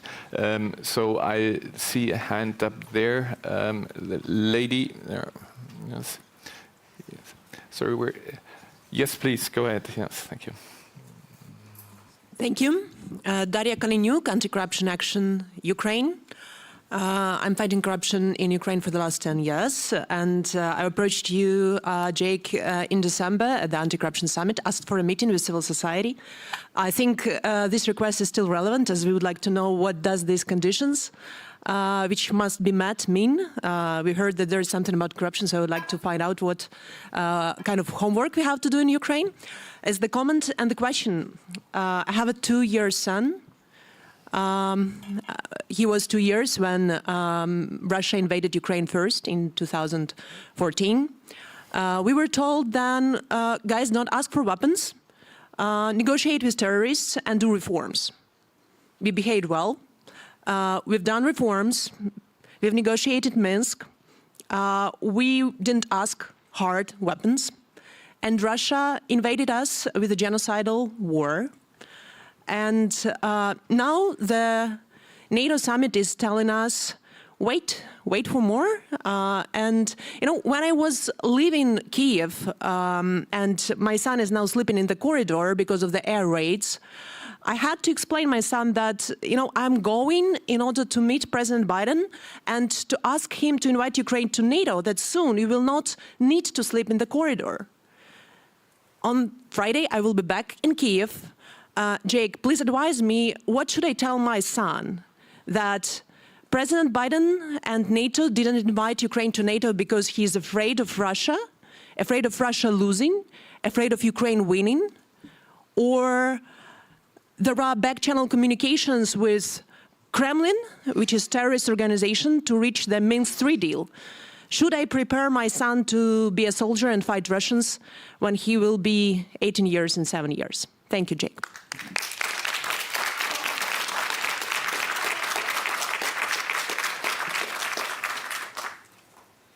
So first of all, thank you for the work that you do every day to try to advance Ukraine's democracy, deepen it, to try to deal with the challenge of corruption which continues to exist. And I know that you have been a big champion for that. And what I would say to your son and to everyone in Ukraine is, you know, the rest of the world is in awe of the bravery and courage of every Ukrainian citizen who's standing up in the face of Russia's brutal war, its brutal aggression. Not just those fighting on the front lines, because the front lines have extended to cities and towns across Ukraine, given the hell raining down from the skies in drones and missiles and other attacks by Russia. I would say also that the United States of America has stepped up to provide an enormous amount of capacity to help ensure that Ukraine's brave soldiers have the ammunition, the air defense, the infantry fighting vehicles, the mine-clearing equipment, and so much else to be able to effectively defend against Russia's onslaught and to take territory back as well. And that we will continue to do that for as long as it takes. And President Biden will stand with President Zelensky today and other partners to do exactly that, as I was describing before. President Biden was clear and straightforward in his public comments about his perspective on the question of Ukraine and NATO. And some of what you said in your remarks about motives, I think, was entirely unfounded and unjustified. The president said, quite simply, that he's not prepared to have Ukraine in NATO now because it would mean that the United States and NATO would be at war with Russia now. And he also pointed out that every country joining NATO needs to take on a set of reforms, democratic and other reforms, and that Ukraine has made progress on this path, but there's more progress to make. So I think the most important thing in this respect is for us to be able to have the kind of honesty that was inherent in your question, but also for us to make sure that in having that honesty, certain insinuations or implications inherent in your question, which are not founded, get checked at the door so that we can talk to one another in goodwill, in good faith. And there has been a lot of conspiracy theorizing that simply is not based on any reality whatsoever. And also, I would just say the American people have sought in watching and wanting to stand in solidarity with the brave and courageous people of Ukraine to step up and deliver. And I think the American people do deserve a degree of gratitude from us, from the United States, from our government, deserve gratitude for their willingness to step up, and from the rest of the world as well, as do every ally and partner that's supporting it. And all of us should, in the final analysis, say the thing that is most powerful, most consequential in all of this are the people of Ukraine, even the youngest people of Ukraine like your son, because they are the ones really carrying the burden of this. And we have to do what we can to support them, and we will do that. I will personally do that every single day, as we have done for the last 500 plus days of this invasion, and as you pointed out, going all the way back to Russia's invasion in 2014.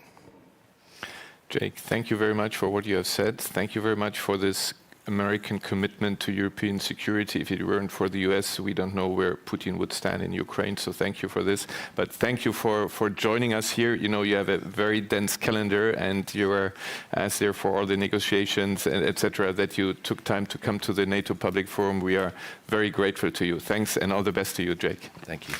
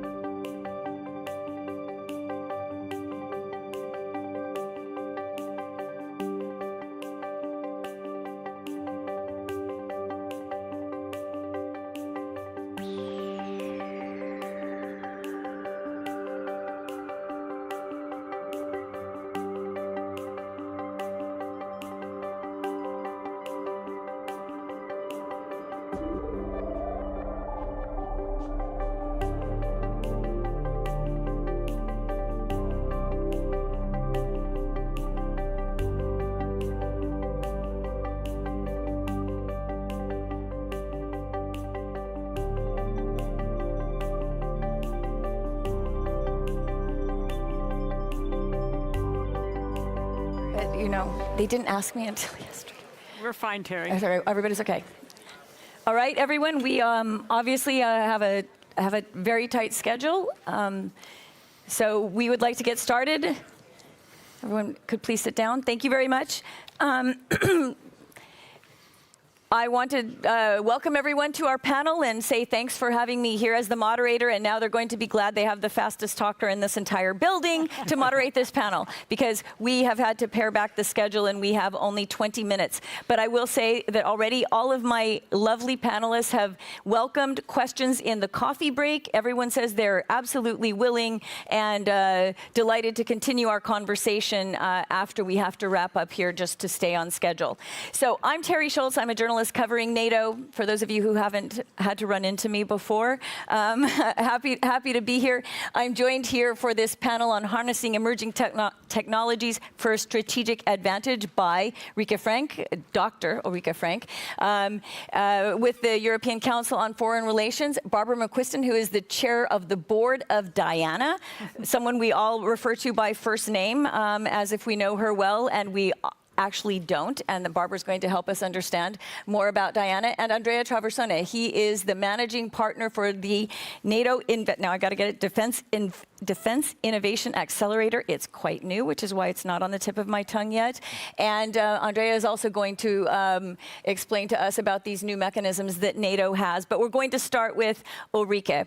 And everyone here knows that Ulrika is the drone expert. the drone expert in our environment, and one of the things that we have definitely learned with Ukraine is just how technology has changed warfare, and not just fighting, but also trying to make peace. And one of the stories that we have shared that we both treasure a lot, and many of you will have seen this, is when a drone led a Russian soldier who was trying to defect on the battlefield to safety as he was under fire from his own forces, trying to get off the battlefield in Ukraine. And he was led by a drone in the sky by Ukrainian armed forces, telling him how to get out of being under fire and to save his own life. So these are some of the stories that Rika covers well, and she is going to talk more about just how we can see,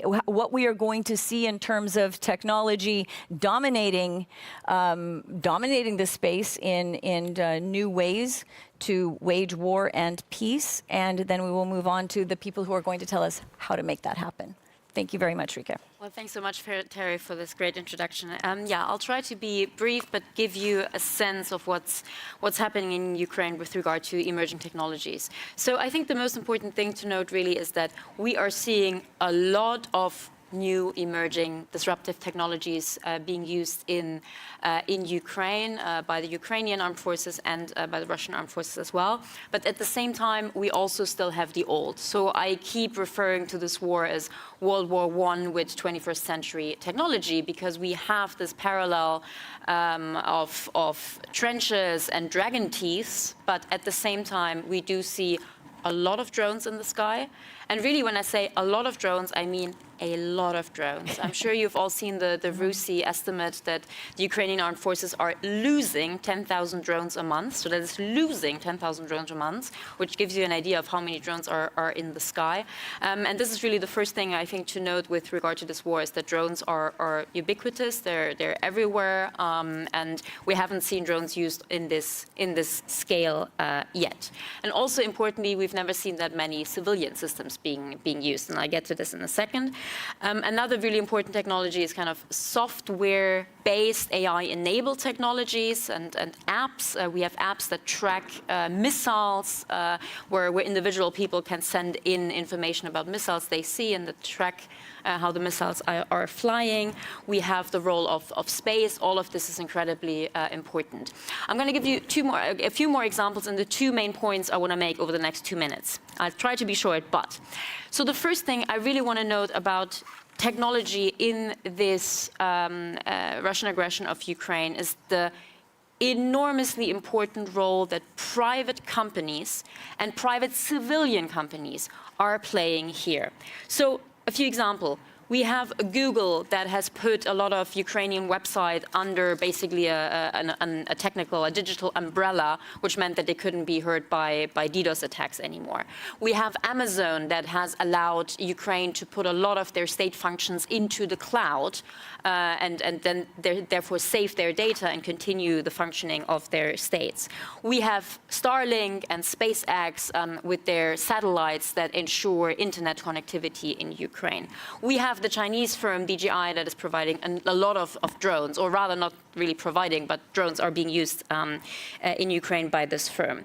So the three observations I have here is that we have a lot of private civilian companies that are playing an important role. These companies are primarily American. That's something for the Europeans to note. And on the civilian drone side, we have a massive number of Chinese drones. What are the lessons that NATO partners should be taking from this fact? First of all, I think we need close and closer links between private companies and the state in peacetime, so that if something happens, you can hit the ground running, so to speak, with regard to these relationships. And this is something where we can definitely learn from Ukraine, because the Ukrainian state has been incredibly good at communicating and working with private companies. The second lesson Europeans and NATO should be taking from this is that we need to rethink our vulnerabilities and dependencies and really think about whether there are areas where the state needs to come back and whether we really want to rely on private companies here, or whether we want to build up our capabilities ourselves. And space is one example I would note. And then also companies need to take note. Companies need to prepare for a future where military confrontations are happening and their technologies are being used, and they need procedures in place as to how to decide who to side with, because not every future war will be as black and white as the Russia's aggression of Ukraine has been, where it hasn't been difficult for Western companies to side. And they will need to think how to control the use of their products in future military confrontations. There was point 1 on civilian companies and point 2, even in 1 minute, on private individuals. Because this is something I find extremely important and I feel we haven't really picked up on enough. And that is the fact that technology has enabled and motivated the involvement of individual people from all over the world in this war. What I mean by this, we have private individuals using the internet, using AI-enabled facial recognition, using all kinds of technology to analyze images shared over social media and identify, for example, war criminals. You have amateur hackers that are supporting Ukraine. You have crowdfunding efforts where private individuals are giving money through PayPal, with Bitcoin, all of these things, and collect money with which drones are being bought in Ukraine. And we're talking thousands of drones that have been bought through this private funding. So I'll close with the lessons on this for NATO allies. I really feel that as NATO countries, we need to take note of this increasing involvement of individuals in warfare. This isn't the same as kind of, war bonds where in the past. We have individuals much more involved in warfare. And I think we need to look to Ukraine and learn from Ukraine on how to harness this involvement, because Ukraine has been incredibly good at kind of getting this public support, playing with the meme culture, working with NAFO, these kind of things. I'm not sure NATO or the EU or states are able to do this to the same extent. So looking at how Ukraine has been doing that would be useful. And I'll end here. Thank you, Rike. And I think for Barbara and Andrea, you're going to want to bring Rike as your opening act every single place you speak, right? Because she makes all your cases, and then you say, yes, we have thought about these things, and this is what we're doing to address them. And we have thought about dual-use technology and how it's being used. I think Ukraine is an example of it. I also think that there are a lot of other challenges, security challenges that we have in energy, in food security, and we have human capital in our countries that want to stand up with solutions to a lot of these challenges. So NATO, by standing up Diana, the defense innovative accelerator for the North Atlantic, I joke because we all call it Diana so much. I almost feel like my first name's Diana. But we launched these challenges in an unclassified side where we're looking for the solution space to come from what I would look at non-traditional technologists, ideas, universities, startup companies, entrepreneurs that want to engage not only in the technology side, but in the mission for their country and for the alliance. This is incredibly important because, to me, national and economic security go hand in hand, and being able to work with these entrepreneurs to help them accelerate their business in the dual-use side, as well as looking at how these technologies and solutions would work in the field for a lot of the things that we do across NATO, which includes not only military use, but also looking at humanitarian aid and disaster migrants and other sort of challenges that the equipment and what we need to have in the field meets both a dual-use technology market. This is going to be important to develop that pipeline. Diana just started. We have just opened the offices in the Imperial College at London. Professor Deep Chana is the managing director. And we've just, as of June 19th, launched the first 3 challenge problems. And we want to be able to have people across the alliance put their solutions forward. We want to put them in an accelerator so we can help accelerate the business idea, and then also go to another phase of test, experimentation, and evaluation, and then rapid adoption so that one or all of the alliance can look at how this technology can make a difference for them in their mission. That's going to be very critical, and it's going to be important for us to be able to work with these startup companies and fund them and be able to help them accelerate the time at which they can get to market. So we're lucky to have Diana to start that pipeline and the ecosystem so that entrepreneur can right away start thinking about the business, start thinking about how to do business with the government, across the alliance, and also accelerate that innovation demand signal within NATO to be able to work at a more rapid pace, to be able to pull in the human capital from our alliance and strengthen our industrial base. It's really what we're looking at doing. So that's NATO, but complementary to that is also the NATO Investment Fund. Because this is all very expensive, isn't it, Rike? If you talk about that many drones and how many thousands and thousands and tens of thousands per item. NATO, of course, I mean, I don't want to give too much credit here for being innovative, but I mean, they're also thinking about how to fund this. Indeed, Indeed, this initiative, the NATO Innovation Fund, is a very innovative and courageous activity that was set up by NATO and the allies. The NATO Innovation Fund is a one of a kind. It is the first fund that has been stood up to secure the future of the 1 billion citizens of the allies and to enhance NATO technological edge. This is a fund that is coming to fill a gap that I witnessed over 25 years of investing in deep tech in Europe, which is the innovation gap, which has not been funded properly neither by the public or the private market. And NATO stepped in to fill that gap, to invest in those deep technologies and enhance disruptive technologies that Ulrika was talking about. And so far, these markets have been underdeveloped, and the development of this technology has been uneven across the allies. And we also face a threat of competitive investment from adversaries and potential acquisition of these deep technologies by adversaries. And it is because of that that NATO and its allies have set up this multi-sovereign €1 billion fund to invest in this innovation to secure the safety of the allies' citizens and to foster the innovation and the adoption of these technologies by the allies. This is really a public-private operation in many ways. In looking at what the alliance has stood up for Diana between the accelerators and test centers, having over 100 of them available, to be able to support and work with the entrepreneurs that want to get in the field, that want to make a difference and grow their company, but then also give them the opportunity to have that financed all the way in looking at how we can progress the technology, the company, and being able to address the security problems that we have now and well into the future. And I would also say to be able to expand what we have as the definition of security technology, because NATO has dealt a lot with armaments, but what we're talking about is technology that has a broad base. It has a broad base in energy and climate. We had the climate people here earlier talking about the challenges that are here.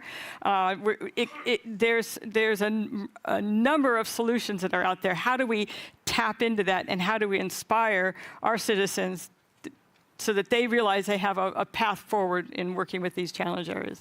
Rika, what's the biggest gap that you see, since you're looking at the development side and you're looking at the provision side of these kinds of not just weapons but technologies? What is your biggest question for them on how they're going to deal with it, how they're going to match the speed of the private sector in developing these without necessarily institutional support? I find it really difficult to identify the one gap because especially when it comes to artificial intelligence, we're not talking about kind of one technology or one capability, but rather development throughout all military and indeed civilian capabilities. So it's a bit hard for me to point out the one thing that we need. But what I would very much emphasize is really there has been a big change over the last few decades where I'd say ever since the Sputnik shock of the 1950s, we had the situation that new technology was being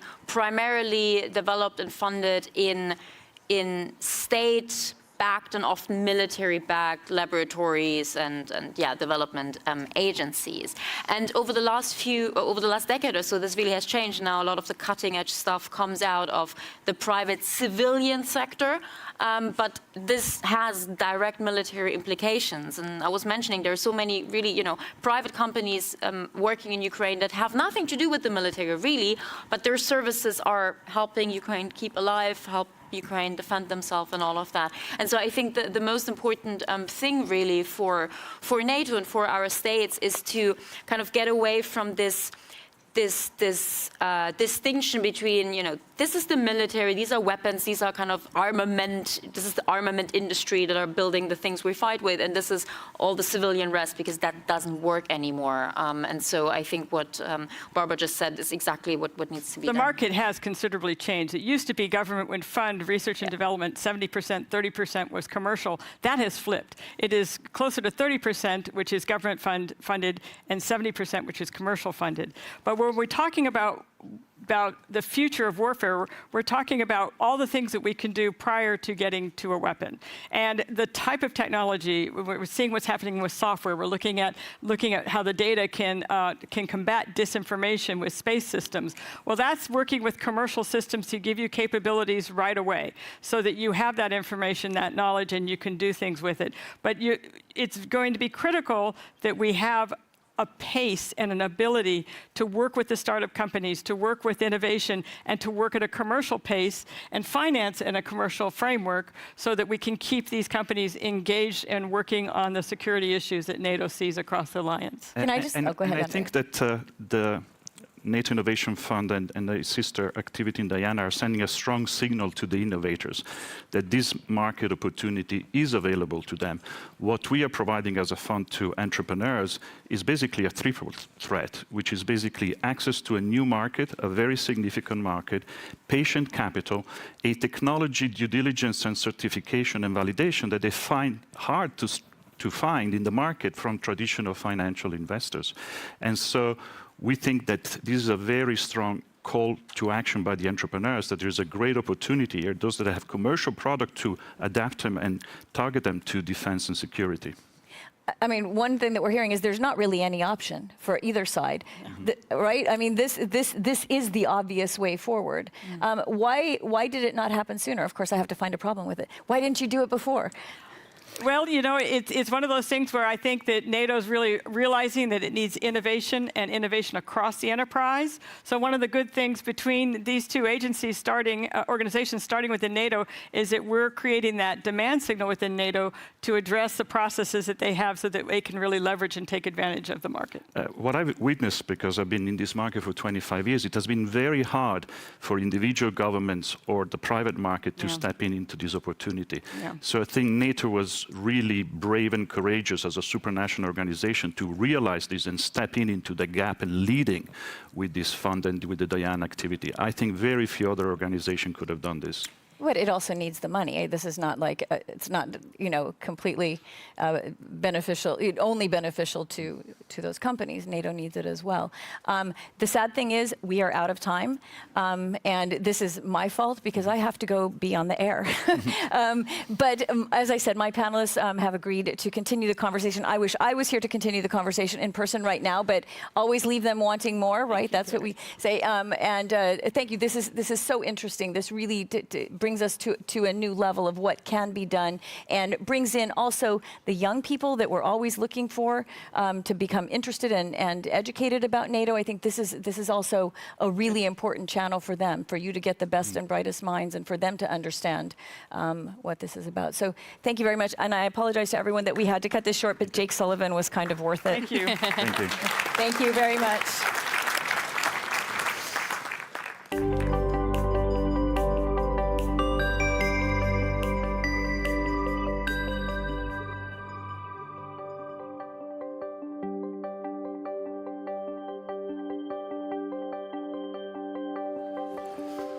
Many thanks to our distinguished panelists, and now 15-minute coffee break.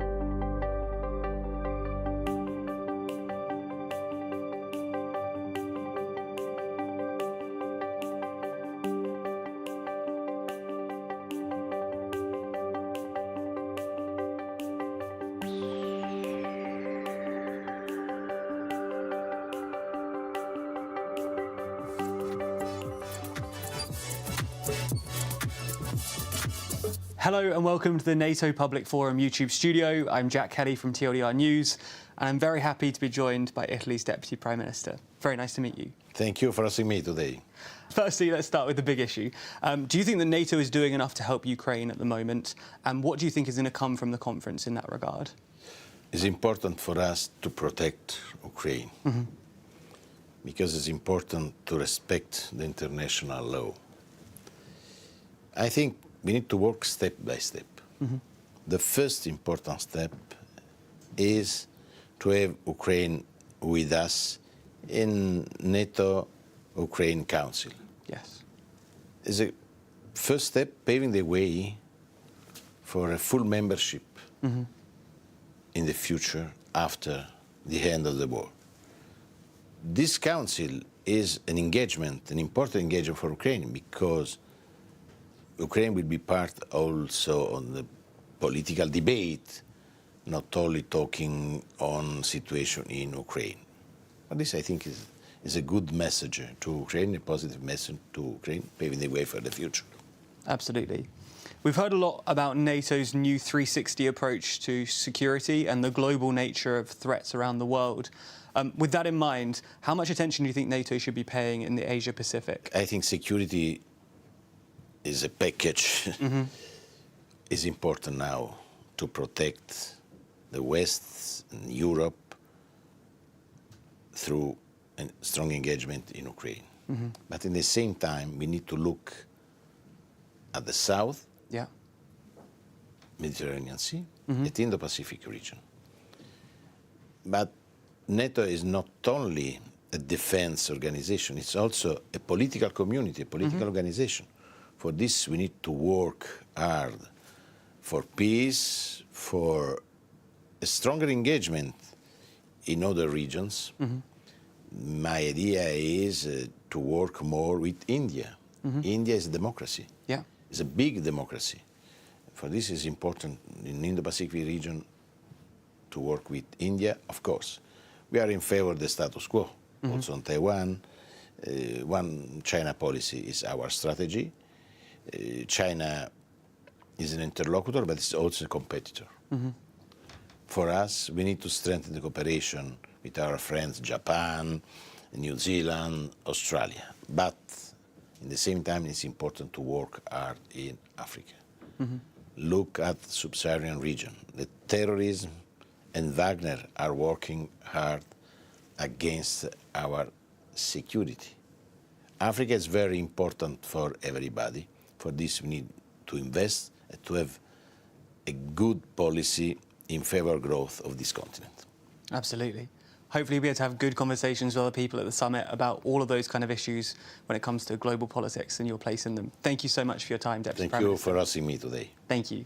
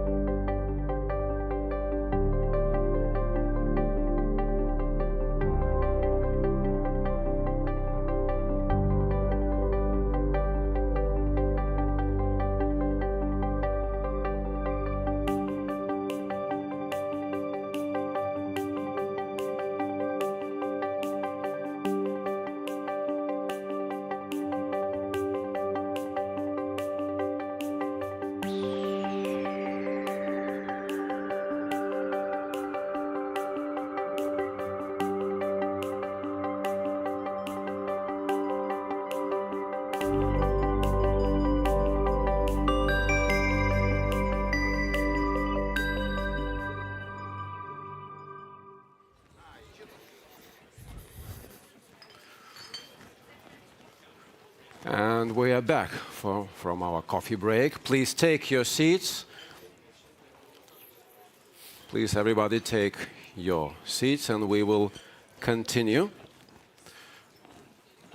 We're changing the topic now, and we will have on stage a group of distinguished ministers of defense and foreign affairs that will discuss the implementation of NATO's strategic concept adopted last year at the Madrid Summit.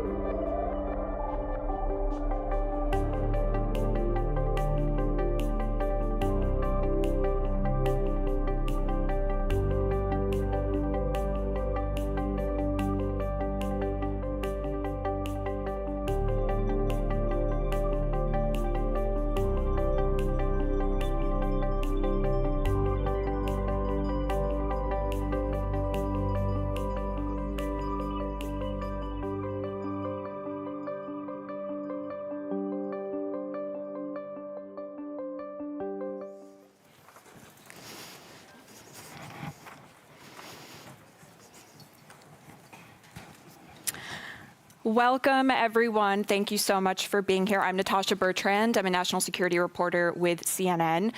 And here we have the Secretary of State for Defense, Ben Wallace. We have the Minister of Foreign Affairs for Sweden, Tobias Billström. And we have the Minister of Foreign Affairs for Romania, Luminița Odobescu. The Minister of Defense for the Netherlands, Kajsa Ollongren, will be joining us shortly. And with that, I think we can just begin here. So I want to start with you, Secretary Wallace. So NATO's strategic concept, which was adopted last year, it reiterates NATO's open door policy. And you said recently that whenever this conflict finishes, we should be prepared as quickly as possible to bring Ukraine into NATO.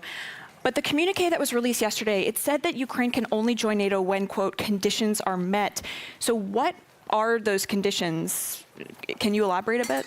Well, first of all, the condition that I think everyone agrees, and has been quite a long-running condition, is for any nation that wants to join, we don't want to import a conflict into an Article 5 issue straight into the NATO alliance. And I think that's been pretty clear. The Ukrainians have always understood that, and I think that's the reality. But you know, we shouldn't miss the point that more than the 31 members of NATO, soon to be 32, nearly 50 nations have been supporting Ukraine to be successful in this conflict. So I think that condition is an understandable position. I think what people sort of have missed about yesterday's communique, and indeed the broader issue, is that there is now a complete acceptance that Ukraine will join NATO. It's not an if anymore, but it is a when. And I understand, you know, President Zelensky's impatience on, I want a timetable. I think that's what he talked about. But ultimately, culturally, it is accepted that Ukraine will join NATO. When that happens is either condition-based, also before this invasion, Britain with Sweden, Canada, the United States were invested in Ukraine and building their capabilities. Now, I don't think we have to challenge Ukraine's capabilities anymore. They're, sadly, for the wrong reasons, well exercised, equipped and trained. But ultimately, I think it is an important position that we recognize that NATO, and the Secretary General was pretty clear on that, it's about a when, not an if. So I understand, obviously, the argument that Ukraine cannot join NATO until the war with Russia ends. But isn't that kind of incentivizing Russia to never pull its troops out of Ukraine? Doesn't this create a very acute strategic dilemma for NATO? Look, I don't think Russia are heading towards a position where they're going to be able to choose. They might be able to choose to hold on, to sort of barricade themselves into Crimea. But at the moment, and despite some of the media coverage, you know, Ukraine is advancing every day. It might not be advancing to timetable that people might have predicted, but it is capturing ground every day. It is costing the Russians to hold it. And what we've seen, as we saw specifically, for example, when Prigozhin made his dash from Moscow, there is precious little Russian reserve for now available. So I don't think Russia has necessarily got the luxury to sit behind some defensive. It tried that, and it's now there's a counteroffensive, and Ukraine is making slow but sure successes. So I don't think what's going on in the minds of the Kremlin is that type of rational discussion. I certainly don't think he has the luxury to do that. So your belief is that they can't just wait it out? No, I think they are in a position where the attrition rates for the Russian forces are difficult. And yes, Russia has scale on its side. It can generate or try to regenerate its industrial base. It can resupply. It can send more young men to their deaths in the way they do. But ultimately, I think we should be more optimistic. We should also reflect on our own weaknesses that not many people that I've met, well, everyone I met underestimated Ukraine from day one. And I think that continues in that same light, that Ukraine has a lot more punch in it. It hasn't committed its reserves, and those reserves are going to be vital for the next stage. So I think we should just give them that headspace. We'll continue to support. You know, the announcements from many nations today and yesterday about further munitions and support, I think puts us in a pretty good, strong position. And you know, Russia is feeling it. Some of the deep strikes that we've seen in open source have been significant stocks of their ammunition and logistics. So sticking with you for a second, so the G7, they're going to announce today a new framework for guaranteeing Ukraine's long-term security. This sounds a lot like the kind of security guarantees that Ukraine was hoping for. Can you give us a little preview of what's... No, I'll let you announce it. I mean, all to say is that, Yeah, there's lots of layers to security guarantees, and one of them is to build the capacity and internationalize the requirements that Ukraine would need. It will need safer skies, it will need safer borders, and making sure that there's an international contribution to that within Ukraine will be quite important.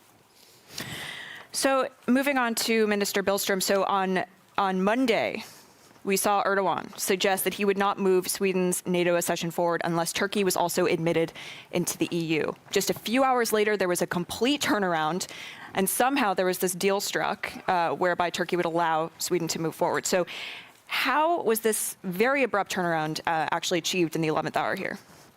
Well, I think you partly have to ask a question to President Erdogan and perhaps not to me, but as far as I can see, we stand on a very firm basis of the fact that we, since the last summit of NATO in Madrid, have fulfilled all the commitments that we made within the trilateral memorandum signed by Sweden, Finland and Turkey.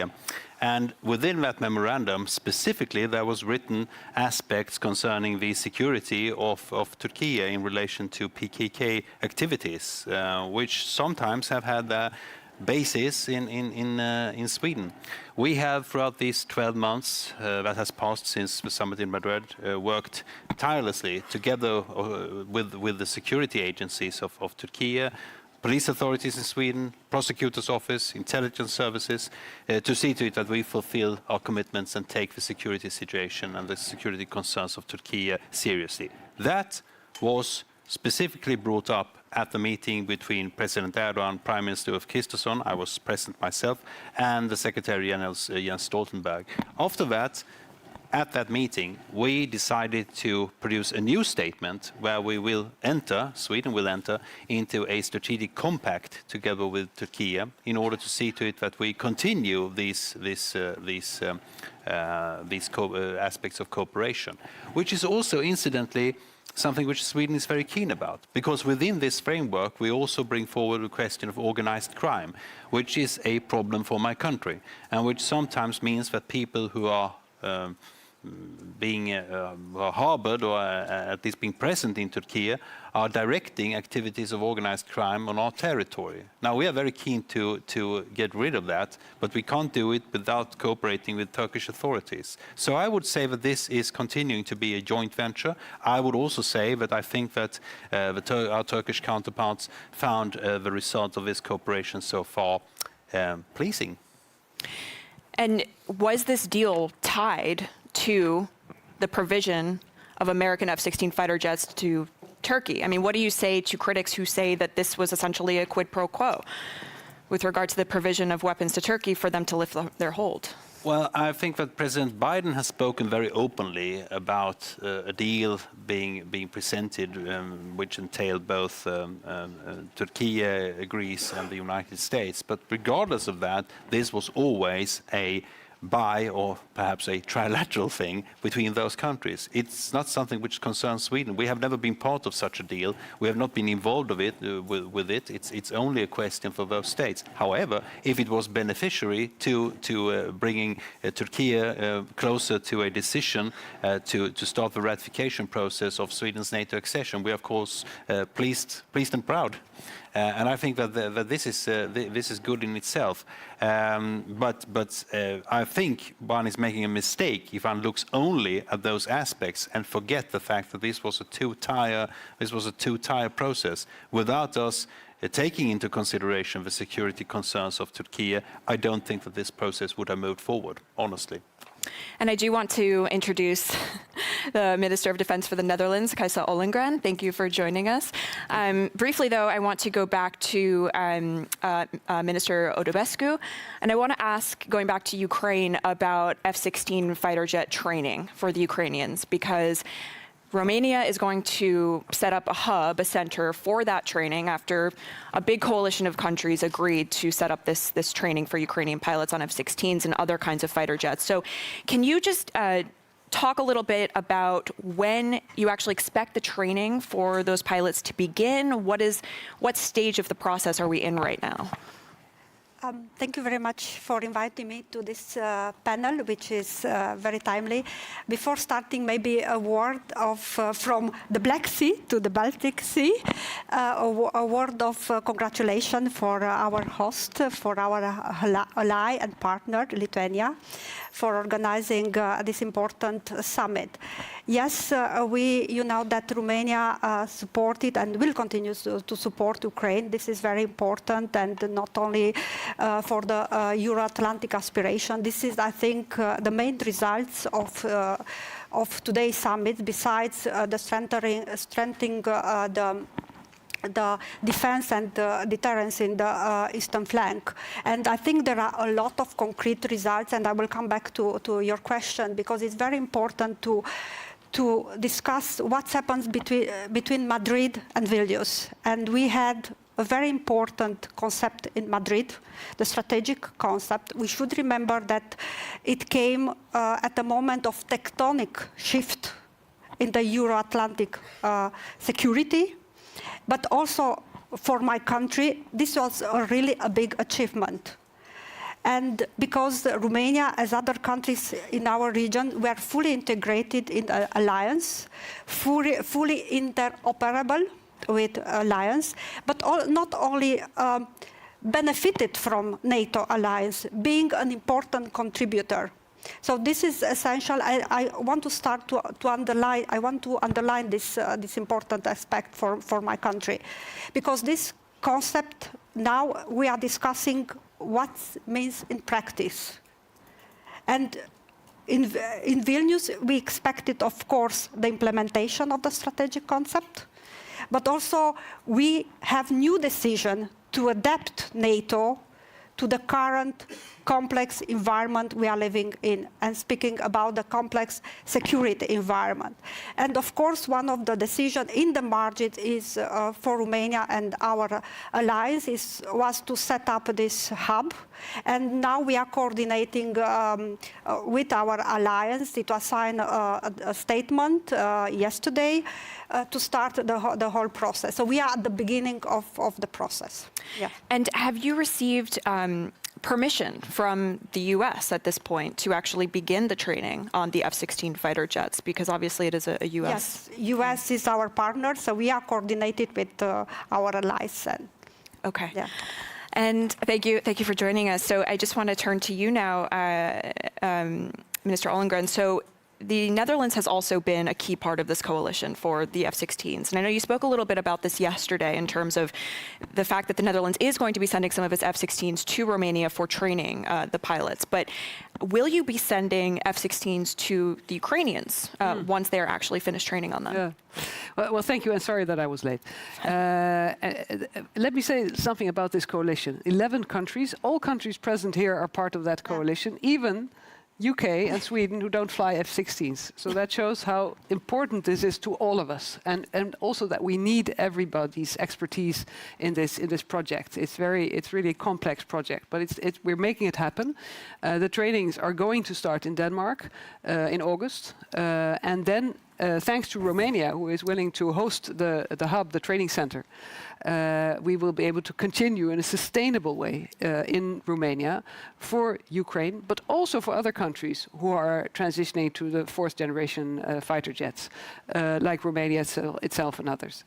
And I think that is a very important part of our partnership with Ukraine, and also showing the strength of unity, and that we have to cooperate. And that would be my second point. As we're all strengthening our defense, we are increasing our budgets, we've agreed to the 2% pledge, it means we will all be investing. But we all know that we have to coordinate our efforts more. I think, and I really believe, we also have to integrate our cooperation further. The Netherlands, for instance, has a very strong integration with Germany when it comes to the army, with the UK when it comes to our Marines, the Navy with Belgium. We are so much stronger if we do that. And being 31, 32, and in the future 33 countries in NATO, We have to make sure that 1 + 1 is not 2, but that it is more than that. And that is something that I think also looking from the European perspective, having a more balanced NATO, where we of course will always, the US will always be our most important partner and the strongest country, but we also have to live up to that expectation that we also are strong in Europe. Because if you look at NATO, it was created because of the threat of the Soviet Union. And we are now waking up to Russian aggression and Russian threat in many years to come, I fear.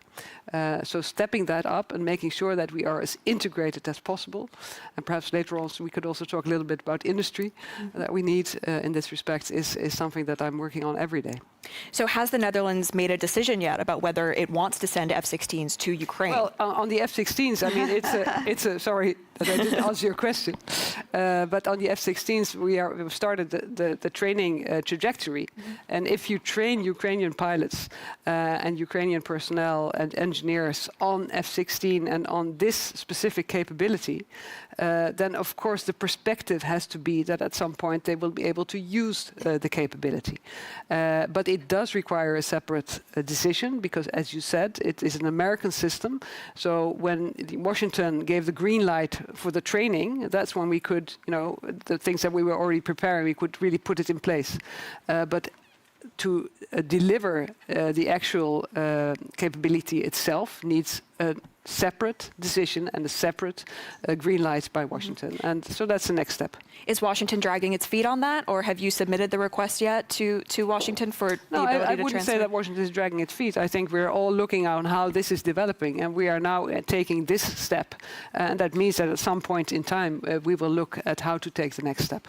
Okay. And how long do you anticipate, just to stick with this question because it's so important for the Ukrainians, how long do you anticipate the training will actually take on these systems? A matter of months, a year? Of course, we don't really know. It is new. We think that in 6 to 8 months the training could be done for the pilots. Of course, for the engineers and all the personnel you need, we don't really know. It depends a little bit on language skills. It depends on how experienced are these pilots. We know the Ukrainians as very quick learners, but I mean, we've seen it with Patriots, for instance, which is also quite complicated. But 6 to 8 months is really, really fast. Mm-hmm. Mm-hmm. So I want to move on to the question of cluster munitions and what it says about the gap that we are now seeing in ammunition supplies to Ukraine. President Biden said last week that there is a stockpile issue here, that the U.S. is running low on certain kinds of ammunition, and that in order to fill that gap, the U.S. does need to provide cluster munitions to Ukraine. Now, 3 of the 4 countries sitting here have banned cluster munitions. And so I'm wondering if you could speak a little bit, and I'll start with you, Secretary Wallace, to the decision by the U.S. to send these munitions. Do you agree with it, or do you think it was a mistake? Well, look, from a military point of view, the Ukrainians needed munitions to shift Russians out of those defensive lines. Cluster munitions, as originally designed, were designed for some of those purposes, as they were for shutting down runways. Back to the 1980s, they were the drive towards the treaty was driven actually by the likes of Russia using them against civilian targets, and the inappropriate use of them. Like any weapon system, actually, you prosecute that against civilians, you break Geneva Conventions, you break international law, you end up with nations around here saying, actually, we've just got to try and finish it. So at one level, I understand the military requirement that the Ukrainians were facing. The United States are not a signatory to that treaty, right? So it frees them up to do what they feel is right. And, so I'm not a lawyer, but in a legal position, if you were to, if you're not a signatory to that treaty, and if those munitions are used legitimately against a military target, I think that is it's a matter for the US lawyers, but ultimately I don't think that is not against the conventions of war. It's how you use weapon systems. Mm-hmm. But in our nations, we've signed the treaty. We feel that we can't champion the use of them, we can't propose them, we can't promote them, we can't support them, we can't assist them, and that is the bounds of them. But the more general question of, is there a stockpile issue? Well, ultimately, as I said earlier, the supplying of equipment to Ukraine has been huge, vast. I think they prepared 12 brigades for this offensive. 12 brigades is bigger than most people's armies, right? It's vast. I don't have 12 brigades, right? So 12 effectively armor brigades prepared for this counteroffensive, mainly out of gifted equipment and donations. And this is a long war of attrition. And one of the lessons from Ukraine is we were very much poised in NATO for an offensive and a defense, which is our main goal, around night one, day one, as we called it. In night one, day one, we were all always focused in removing air defenses and removing air threats so we could prosecute wars at leisure. And no one had really asked themselves the question, well, what if day one, night one becomes week 2, week 3, week 4? How much of our exquisite capabilities have we actually got in stock? And I think that's been the broader question. This is a prolonged conflict. Huge amounts of munitions are being fired and used, and we're all struggling to find ways of keeping that going. Now, how you address that as an individual nation is a matter for that nation. Obviously, I heard the position of the United States. For us, we've just started buying production line places to manufacture 155 shells, of which some of those manufacturers will go to Ukraine. All of us have had to struggle stimulating our supply chains, some of which went to sleep. When we put the NLAWs, the Saab, Thales, British, Swedish anti-tank missile, some of the supply chain had been asleep for 5 years. We'd bought our 4,000 or 5,000 or whatever we had all those years ago. And, supply chains don't stay open for nothing. They go and do something else. And I think when we signed a new contract with Finland and Sweden to buy a good few thousand more or maybe this year or end of the year, the reason it took time, and I was criticised in Parliament, was we had to find a new supply chain. And so I think it's a general challenge, munition levels. Of course it will be in this war, and every nation will find a way of filling that gap. Now, the United States took that decision. I don't know the secret levels of American munitions. It's not my business. It's for them, and I would keep mine secret. And so they're just finding ways around the challenge. So do you think it was necessary at this point in the war? We're signatory to the treaty. We can't promote or support cluster munitions. What I can say is I understand the military logic of a range of munitions that would be required to get through those front lines. A range of munitions. The US clearly looked at it, made a decision, and they're not a signature to the treaty. So. Minister Ollongren, as the other defense minister here, I would love to get your thoughts, because obviously Netherlands is also a signatory to this ban. I very much agree with Ben. This is exactly, we are in the same position. We signed a treaty. We don't have cluster munition. We will not donate cluster munition. We will abide by the treaty. And my analysis would be exactly this. So being in this war of attrition, knowing that the enemy is using cluster munition and even worse, I would say, than that. This is a solution between two countries that did not sign the treaty, that we cannot vocally support in any way, but that is explicable from a military perspective. It does raise one challenge, which is, we should also remember as an alliance, we can't just take for granted relying on nations who didn't sign a treaty or don't have a capability, right? Because what is clear is we don't have in our inventories at the moment the necessary munitions to shut down airfields and break through lines that we might have done in the old days. One of my challenges now to my industry and to the department is we see the Ukrainians struggle to shut down runways, right? The Storm Shadow is a deep strike weapon, but it is not designed to destroy runways, right? It's designed to destroy headquarters and bunkered things, et cetera, et cetera. So, what have I got in my weapon stock should we find ourselves in a conflict to shut down a runway? So I think it goes back to, if you can't use cluster munitions, because we've all quite rightly signed this treaty, you need to innovate and come up with something else. And I think that's just exposed that challenge. That's the challenge the Ukrainians have. And of course, the one reason, I think the main reason for many countries to sign this treaty is because we know that cluster munition makes many civilian casualties. That is the big issue, and that is what we really want to avoid. We know that Russia is not bothered by these things. They're making civilian casualties on purpose every day. We have about 5 minutes left before we go to the audience for questions, but I wanted to talk about the nuclear question. And the NATO strategic concept for last year says that strategic stability delivered through effective deterrence and defense, arms control and disarmament, and meaningful and reciprocal political dialogue remains essential to our security. So has the alliance communicated clearly to Russia clear consequences should it take that step of using a nuclear weapon? And obviously we are now seeing growing concerns that they are preparing to move their tactical nuclear weapons to Belarus. So maybe Minister Odobescu, you could speak to this a little bit about your concerns.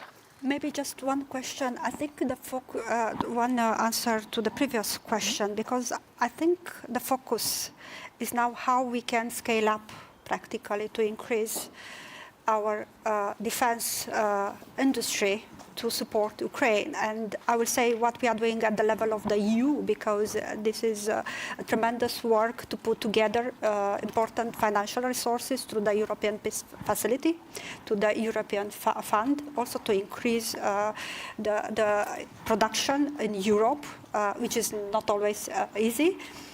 To support Ukraine, and we have a lot of new initiative, which is new at the EU level, in supporting the production, in supporting Ukraine. So this is also, I think, it's very important.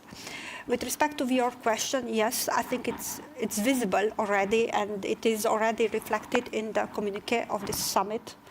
The risks we are facing in the nuclear area. So, of course, we are all concerned about this, and we stay together. I think unity and coordination among us, also through our discussions, but also in the public speeches, because it's practically we have the war at our borders, few kilometers away. And all the eastern flank is directly affected, but not only the eastern flank, it's the whole Europe, and this is a serious issue we have to discuss, and what is important is that it was correctly, timely reflected in this Vilnius summit. Minister Billström, your thoughts? I mean, how are the allies, soon to be ally, how are you grappling with the possibility of Belarus storing Russian tactical nuclear weapons on its soil? Like, how is NATO dealing with that possibility? First of all, this is, of course, a serious question. It would have been serious to Sweden, regardless of whether we are in NATO or not. That needs to be stated clearly, I think. However, I think that NATO simply has to do what we are already doing, namely to stand up in favor of both the values, which we are all in favor of, and try to also make that clear to a public audience, which is not only the EU or the NATO or the West, but also the global South. This is an international question. The use of nuclear weapons is always a very serious matter, regardless of any time we are living in. And we can just, today, or tonight, we saw the launch of an interballistic missile, the test from North Korea. That is also something to weigh into this discussion. So I don't think that we should limit ourselves to just a discussion about moving things to Belarus. This question is much larger. And the NATO has to send a consistent message to Russia, to Belarus, to North Korea, to all states who are even thinking about using nuclear weapons, what the consequences would be for all of us. And I think that message is being broadcasted very clearly. Secretary Wallace, there have been some reports that the US, UK, and other allies, they communicated very clearly to Russia that there would be kinetic consequences, that there would be military action in response to Russia using a tactical nuclear weapon or a strategic nuclear weapon, but more likely tactical, in Ukraine. Can you confirm that there have been those communications to the Russians? No, I think what we made very clearly, publicly and privately, is there would be severe consequences. It's not to our advantage to be specific, but also I don't think it was us alone. It wasn't the P3 of NATO alone. It wasn't Britain, France, and the United States, who are the three nuclear powers in NATO. I think we saw, and also slightly publicly, both China and India being pretty direct towards the Kremlin about what it thought of the threats. And I think we saw as a consequence, actually, at that time, a de-escalation of that rhetoric and indeed Russia's desire or potential desire to use, I hate calling it a tactical nuclear weapon because it is anything but a nuclear weapon. And we saw that obviously the new flank is the Belarusian flank, which I think is actually, it'll be interesting what the president of Belarus really thinks, because he should be under no illusion. These are not Belarusian nuclear weapons. These are Russian nuclear weapons on his soil. And I would like to be a fly on the wall to understand exactly how much say he would really get. So I think it's much a question for him about his sovereign state as anything else. But of course it's a worry, but it's actually why NATO is a nuclear alliance, right? I've always thought it, since 1991, we all got out of practice, right? Britain is a nuclear power. Of course, we have regular anti-nuclear debates, but not many. There's pretty much a all-party consensus in favour, except the Scottish National Party. But ultimately, if you don't continue the conversation with your own population, they will wake up surprised that you, A, have nuclear weapons, and B, that there is a threat. And I think Putin's done another favour to us all. He's reminded many of us the value of a nuclear deterrent because of his rhetoric. He is the single man responsible for Sweden's entry, I think, into NATO. I mean, he has been the best recruiting sergeant for NATO, and I hope he goes home at night and realises he is 100% to blame, and is no one else. So I think ultimately we have to remind the population of NATO we are a nuclear deterrent alliance. We believe in that as a defence and deterrence. It's why we should be not as worried as we could have been with the Belarusian threat. And ultimately, we invest heavily in that capability. And allies who don't possess nuclear weapons, however, exercise in facilitating and supporting that happen, because we are an alliance ultimately of NATO. And sometimes nation members forget that, and they start to think about signing treaties, and you're going, no, I don't really. You can't be in NATO and want to ban, or I think ultimately Putin has reminded us of the threats and how deterrent has a role. Just a quick follow-up, have you seen signs that transfer of the nuclear weapons has begun to Belarus? Well, I think we've seen open source reports about that. I think Putin's made his statements. He made it not so long ago. I think he said certain weapons had gone or were preparing to go or whatever. He says a lot of things. Yeah, the funny thing about Putin is, while he's got a reputation for lying, he actually doesn't always lie. He's actually, he says, one of the problems with this Ukraine was he was pretty clear in his essays what he thought he was going to do with Ukraine, and everyone ignored it. And he wrote that essay. Sometimes he doesn't lie on something. So you have not seen signs, or you have seen signs? I think we've seen in open source, obviously, signs of these things progressing. Okay. Minister Ollengren, I do want to ask you, because you mentioned this earlier, the 2%. I want to finish on that, the 2% spending commitment. Now it seems that 2% is a floor, is now the minimum that allies are committing to spend in terms of their own defense budget. Do you believe that the Netherlands will get there? Do you have hope that the alliance as a whole will get there at some point, or is that 2% floor now too ambitious? I mean, it's our commitment now. So we have to get there. And I'm really happy that as Netherlands we have anticipated, and next year we will be on the 2%. But it is something that has to, you don't want to discuss it every year. And the 2% is, you have to translate it into real budget for years and years and years to come. Because that is the way you build strong armed forces, to have the predictability of being able to rely on that budget. This year, for instance, when we had to do budget cuts in the Netherlands, the Ministry of Defense was accepted from these budget cuts. And that is very important, that there is no political debate about the necessity of doing these 2% and not go under it. And I think that to have learned this lesson at some point at the end of the Cold War, I think it was normal that we decreased because the tension was off. But we have, in 2014, I think we all stepped up, but not enough. And that's why we have so much work to do now. And so, it's about people, it's about new capabilities, but it's also about all these enablers that you need now. So there is, even though we will reach the 2%, and our commitment is very firm to the 2% as a floor, we still have a lot of work to do. When do you anticipate the Netherlands will reach that goal? We will reach it next year. Next year, okay. And we will, and the year after, and we will also have elections. So, of course, that means that for the long run, that will be part of the political debate. But my plea will be that we have to, it's not only for the next years. It is for 10 or 20 years to come that we need this certainty. Okay, well, with that, I want to open it up to audience questions. If you could, when I call on you, make your way to the microphone, and we'll do it like that. Yes.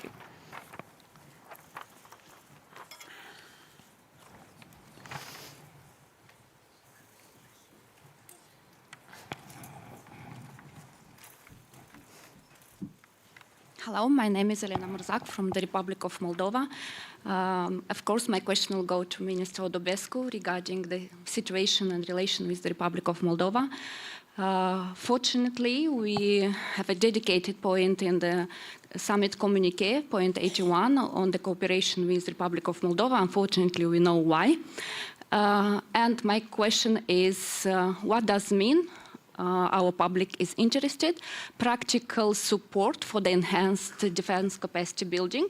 This is the first question. And as well, President Iohannis referred to the support for the Republic of Moldova regarding the resilience. And how do you think if our national armies will work on the interoperability and how this process will be improved? Thank you. One of the consequences of the war is the effects on the vulnerable partners and the Republic of Moldova, but not only Republic of Moldova. And for historical and traditional reasons, Republic of Moldova is a priority for Romania, and our support is done bilaterally at the EU level and also in NATO. I think the fact that we have advanced in the cooperation with NATO is a step forward. And this is very important, and we have decided just before coming to increase the Romanian contribution to the DCB package with €1 million in addition with what we have done before. This is very important, is we help Moldova to increase its resilience. And Moldova, Republic of Moldova faces a lot of difficulties, and it's not only the threat coming from Russia, because the reality is that Republic of Moldova faces now a hybrid war. And we put in place at the EU level, but also at the NATO level, instruments to support the Republic of Moldova. We have an initiative with France and Germany to support financially Republic of Moldova with all our partners. We put in place a sanction regime at the level of the EU for those acting against the democratic stability of Republic of Moldova.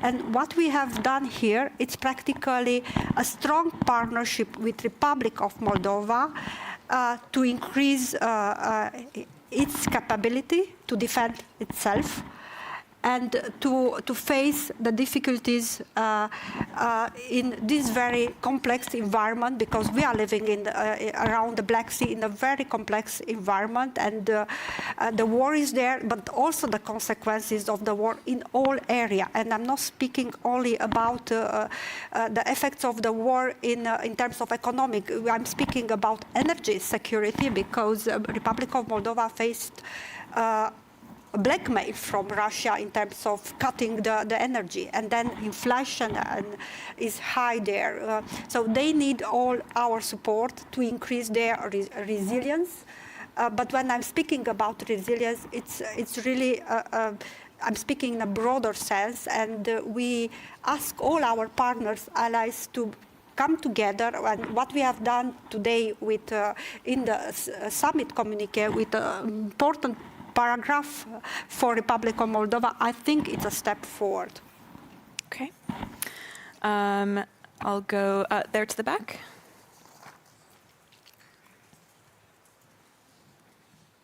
Hello, Paul Sarautsas, I'm a journalist from Latvia. I have a question for Minister Wallace. President Zelensky has warned that the Russians may be planning to blow up the Zaporizhzhia nuclear power plant. Would you consider that as being equivalent to the use of a nuclear bomb? I don't think you can crudely equivalent the two things. It would be obviously designed to generate a dirty bomb or a contagious. It would be, you know, another nail in the Russians' coffin of reputation around the world, that, you know, it's now got a strong reputation for war crimes, it's got a reputation for torture, rape, invading other countries. Not much left, it can go into the darkness, but that would be absolutely another final step towards its total isolation. And, you know, we see Russia try and counter by saying false flag all the time. It's trying to claim everyone's about to do this, and usually Britain's sometimes behind it, I notice, in Russian allegations.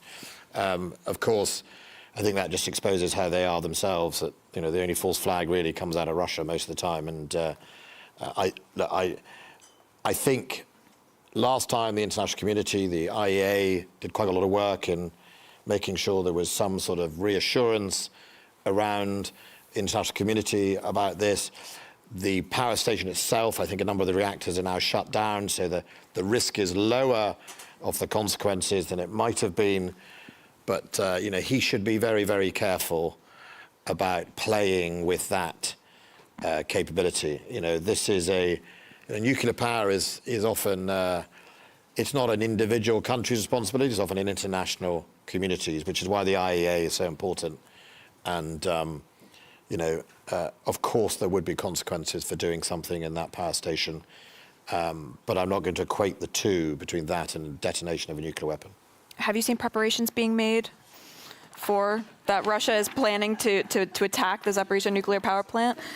I'm not going to come and give you a running commentary of what I've seen and not seen. All I know is obviously, you know, in whose hands it currently is, and you know, we should just worry that, you know, it's in an invading country's hands, who has reputation for war crimes and atrocities. So, you know, that's got to worry us, whoever that, you know, is, and it happens to be Russia's doing it at the moment.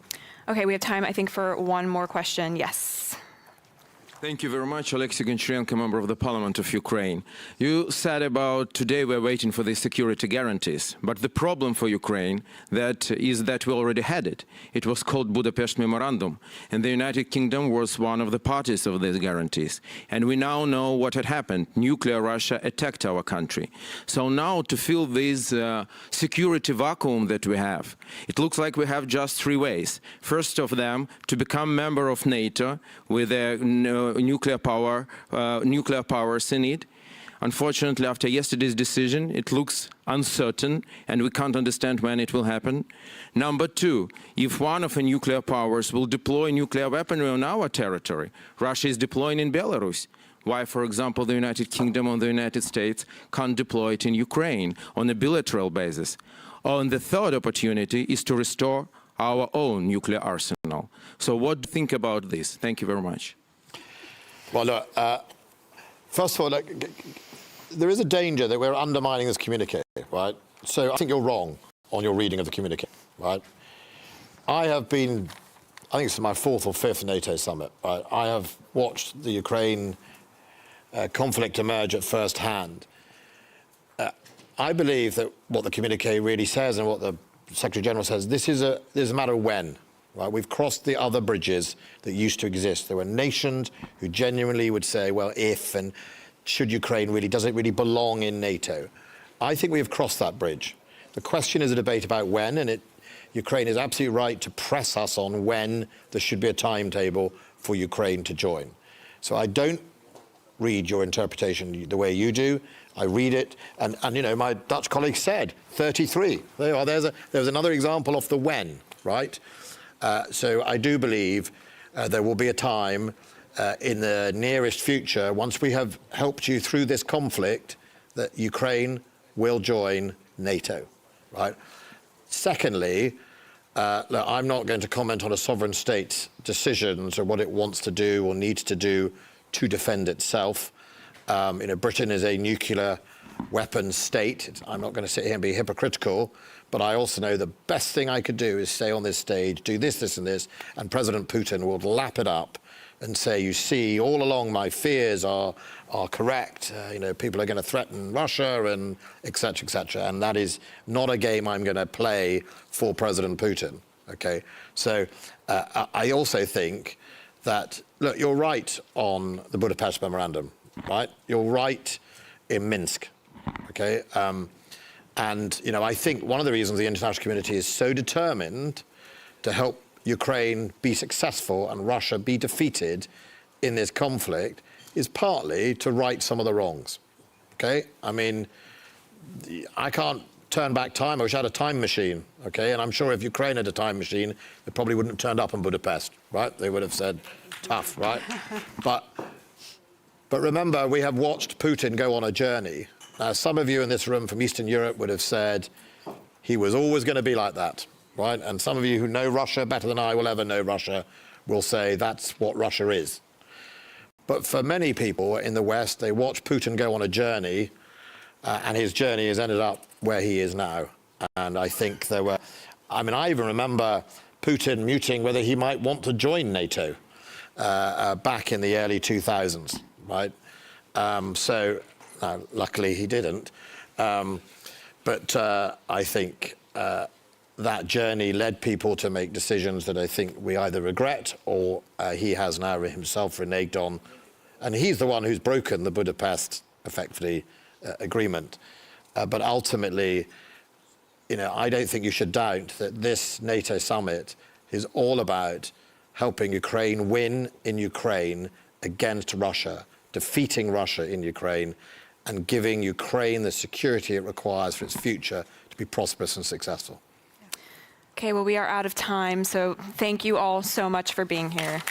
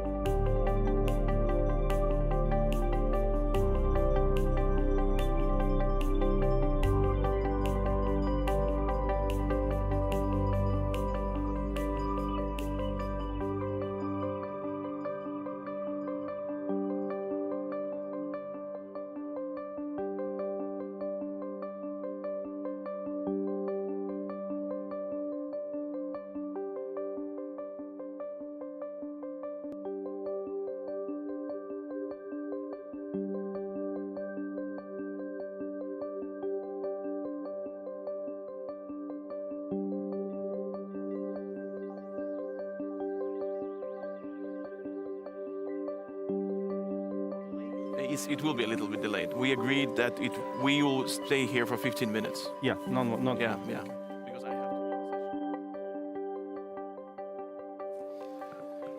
So 15 minutes then, okay? 15 minutes, great. 15 minutes, yeah. If you could all, is my microphone on? Yes? Okay.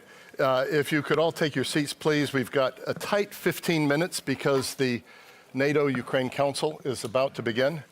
And I know everyone in the audience has some interesting things that they would love to have answered by the two of you. So Andrei Yermak, Mr. Yermak, how wonderful to see you. Minister Landsbergis, I was talking to the minister, and because the council's about to start, and because of the bravery, courage that you've shown Ukraine, we actually think we're going to throw protocol to the wind and turn first to you. And I wonder if you could talk about, I was with you not so long ago, a few weeks ago, with President Zelensky in his office during a time of attacks. And President Zelensky said if he didn't get what he wanted at the NATO summit, that he wouldn't come because he would consider it a betrayal to the Ukrainian people. So he came.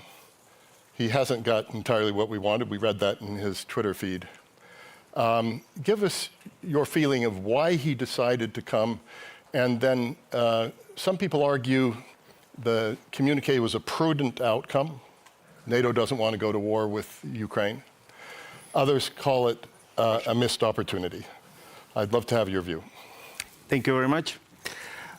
First of all, of course, the President Zelensky, President of Ukraine, come to Vilnius because it's important to be here and to be the partners, to be the alliance. And first of all, the unity of NATO and support which we really received during these more than 500 days of this war. It's a very, very strong signal to the aggressor that, first of all, that alliance and the partners not just believe, they sure about our victory. The second, let's see, it's today it's not finished, and we are looking for some very serious results of the summit. And of course, our president, he's a very principled person. And of course, everything which he said before and our estimate and our feelings, you can listen, you can see. He is very honest. He is always very clear, declared, and the position of our country. But let's see, we really will have in several minutes starting this very important, I think the maybe most important for Ukraine meetings, the NATO alliance, in which we will discuss, first of all, of course, the continue of the military aids, which very important for us to win this war. And of course, we will continue, and I hope it will be today, one very important moment for the security guarantees for Ukraine in the way to be a member of the NATO. And just a quick follow-up then on that, in this balance between prudent outcome, missed opportunity, are you saying it all depends how things go from now? Because if you had listened to President Zelensky's or read President Zelensky's tweet from yesterday, where he's calling the language about Ukraine and NATO absurd, it seems to me that this is a movement in another direction now. I hope that this summit not will be missed the opportunity, but once again, you can everything listen and see in the results of this day. We have very positive bilateral meeting already with some partners, and they look the positives of the results of this summit. Thank you. And then just finally, how has it been received in Ukraine thus far? Sorry? This summit and the outcomes. How are Ukrainians receiving this and responding to it inside Ukraine? Hmm? What's the mood in Ukraine about? Mood in Ukraine. You know, we have more than 100 days of war. And you know, all us in Ukraine, we are living in very specific reality, the reality of the war. And of course, Ukrainians looking for this summit and for the results in some very concrete things. And of course, you know, and these seconds, these minutes, our heroes continue to fighting. And this is, you know, for us, it's sometimes these days, it's the very special atmosphere, because here a peace, here the silence, here's not you listen, not listen, the sirens, and you personally, and my colleague and friends personally was and can see this reality in Ukraine. But, you know, our nations show all these 500 days that how we are brave, how it's possible to not be afraid, how it's possible to fight for independence, for freedoms. And of course, we hope that today's results of this summit will be more inspired and give for emotional and very important, not just emotional, some very practical support of our people, for our soldiers to go forward. And I'd like to say very important things, that we not stopping our fightings. No exist any force which can make us stop us till we liberated all our territories, we back all our people, and really win this war. And I'm absolutely sure that it will be our joint victory. So.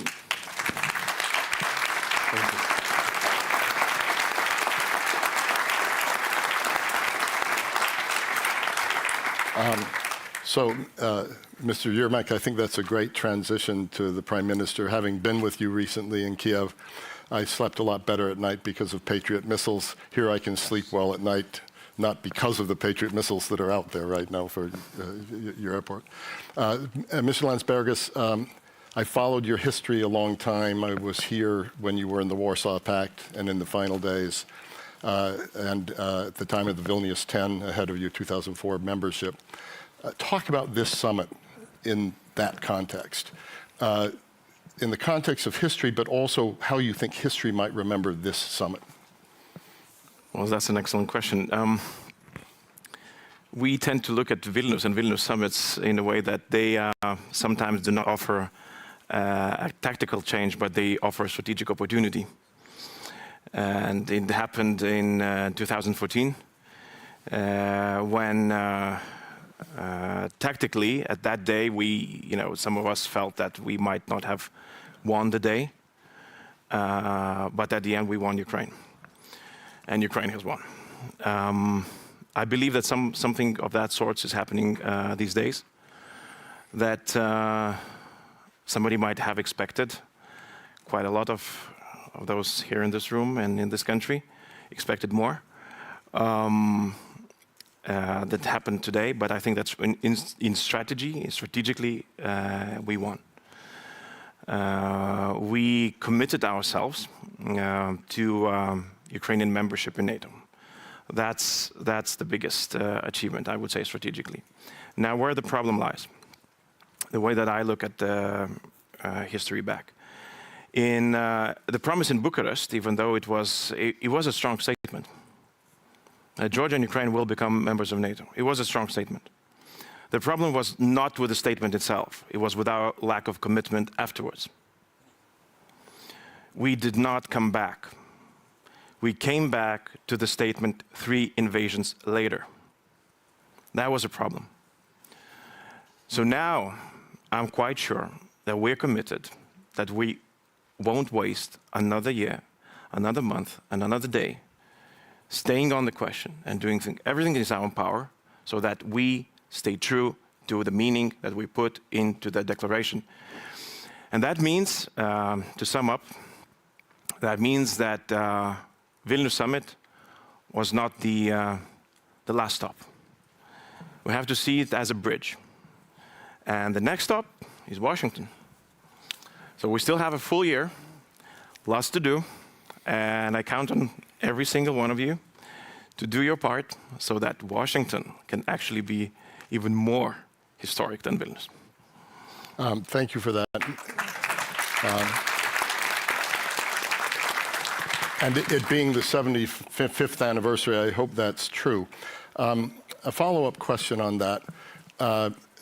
Some say the actual communique language, because of how conditional it was made, is weaker than 2008 in Bucharest. But am I interpreting weaker language but stronger commitment toward the goal? Yeah, I think that I was not there in the room in 2008, unfortunately, so I've just read about it and I was told about it. I think that the way it is being presented, that the consensus in 2008 was weaker. Mm-hmm. It was not there.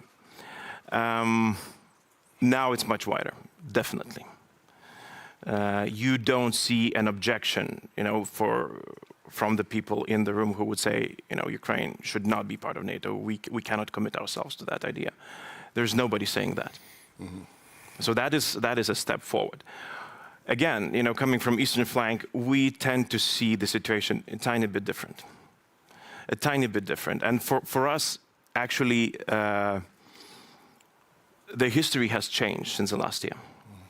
That's why our wording is stronger. That's why our stance is stronger. That's why our support to Ukraine, is more vocal, because for us the history runs a different course right now. And I tend to use the example of Berlin Wall. I think it's a very monumental time in European history, in world history, in 1989. So for us, last year, the wall has been rebuilt, or it's being rebuilt. So basically, in that principle, we're back into. For us, it's Cold War. For Ukraine, it's Hot War. But we're back in 1989 and going backwards.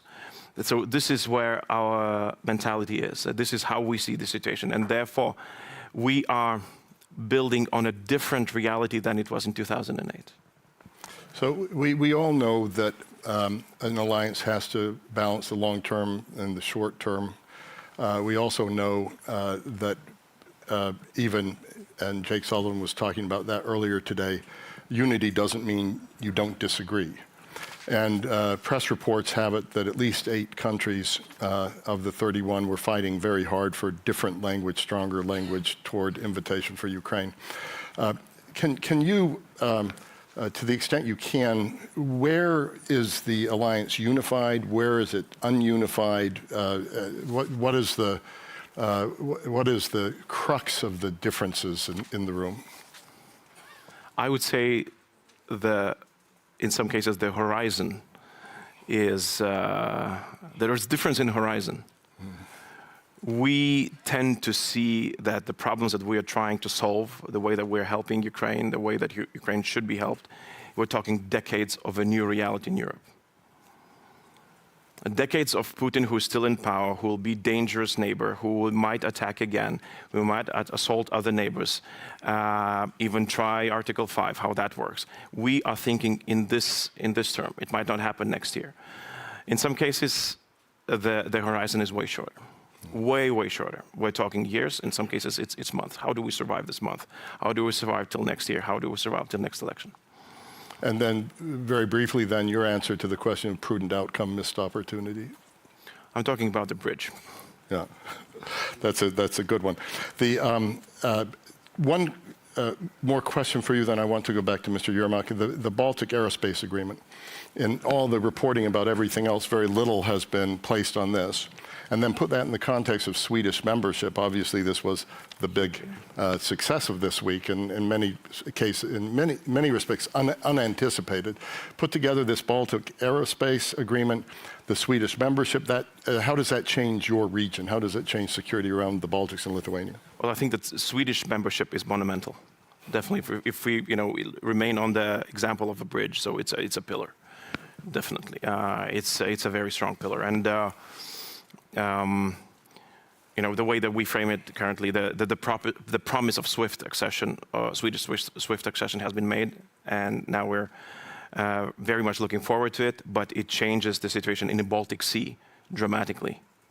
It affects defense plans that are being voted for, that are adopted, but it changes them as well.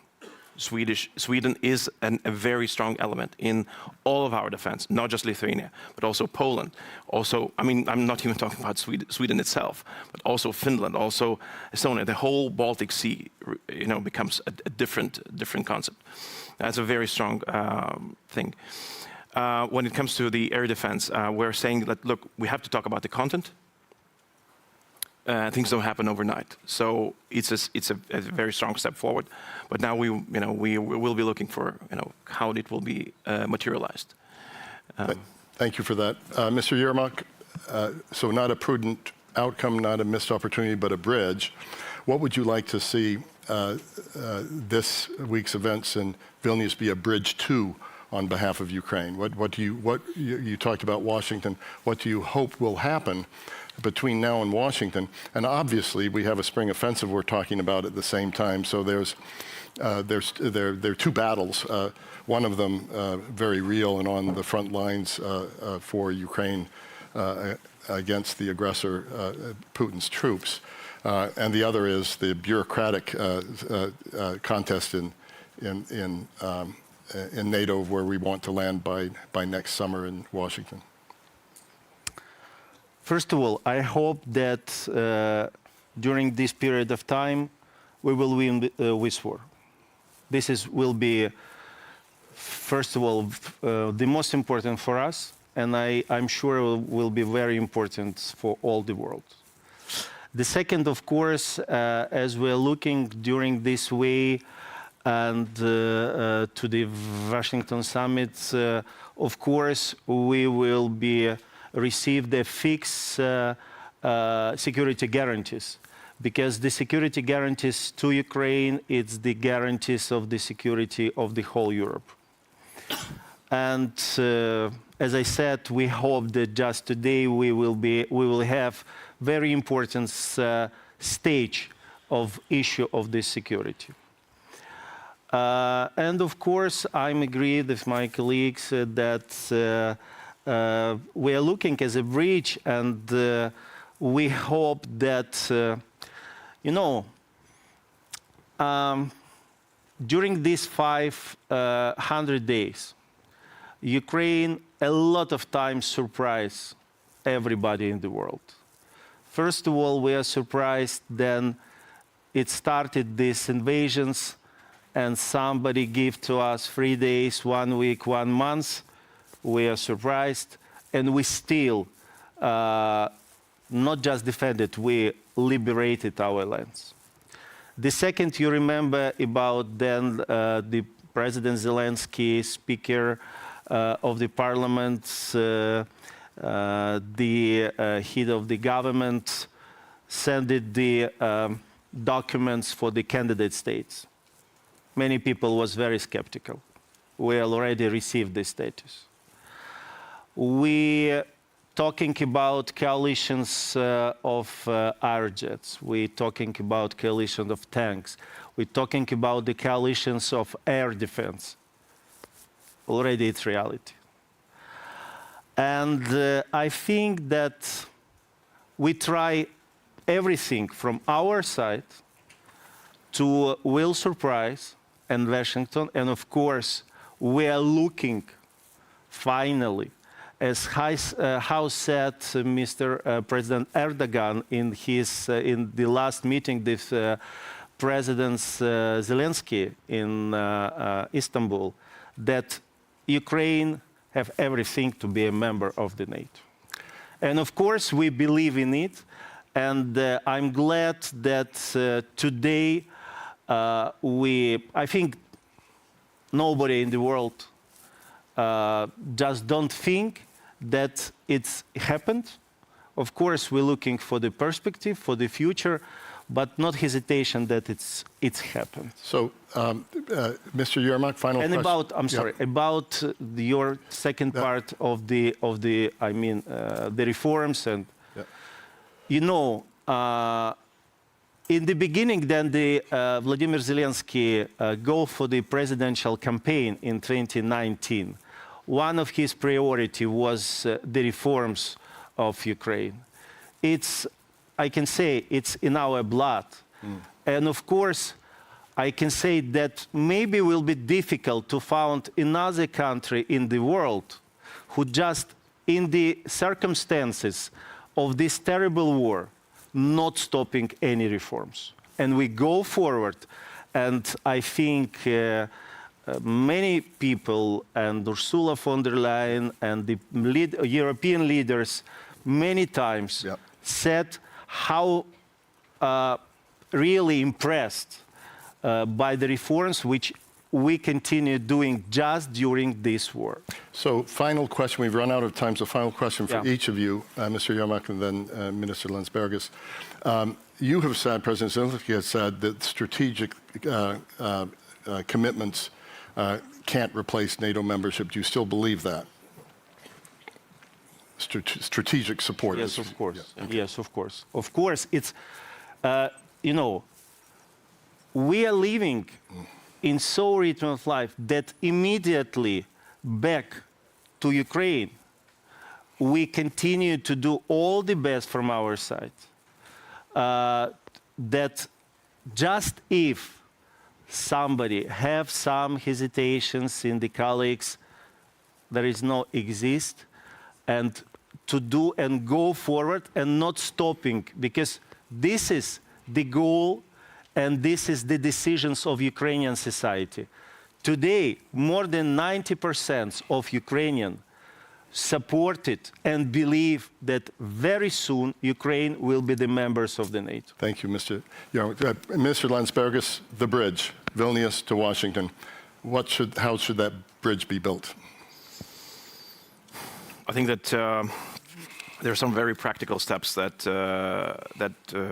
could be taken and should be taken. First of all, there was a discussion about the need for additional reforms in Ukraine. At least this is what allies agreed upon. And Ukraine has shown tremendous, unbelievable capacity to reform under duress. This has happened on the path to EU. So I think that if concrete requirements are being presented to Ukraine, I'm absolutely 100% convinced that Ukraine will deliver on those, so that we could have, to show up for the allies. That because the statement goes that when allies agree and the conditions are met, so I'm sure that Ukraine can deliver on part of conditions. So an invitation in Washington would be potentially possible. Would be possible. I'm convinced that it could be historic, not just because of the years. I think that's a good spot to end on. So let me thank Mr. Yermak not just for being here, but for the courage of your country, and please send our best wishes to President Zelensky and all Ukrainians. And then Minister Landsbergis, what wonderful hosts you've been, and what an incredibly well executed and organized summit we've been taken care of so well here by every citizen of this country. So thank you so much. Thank you. Thank you very much. Thank you.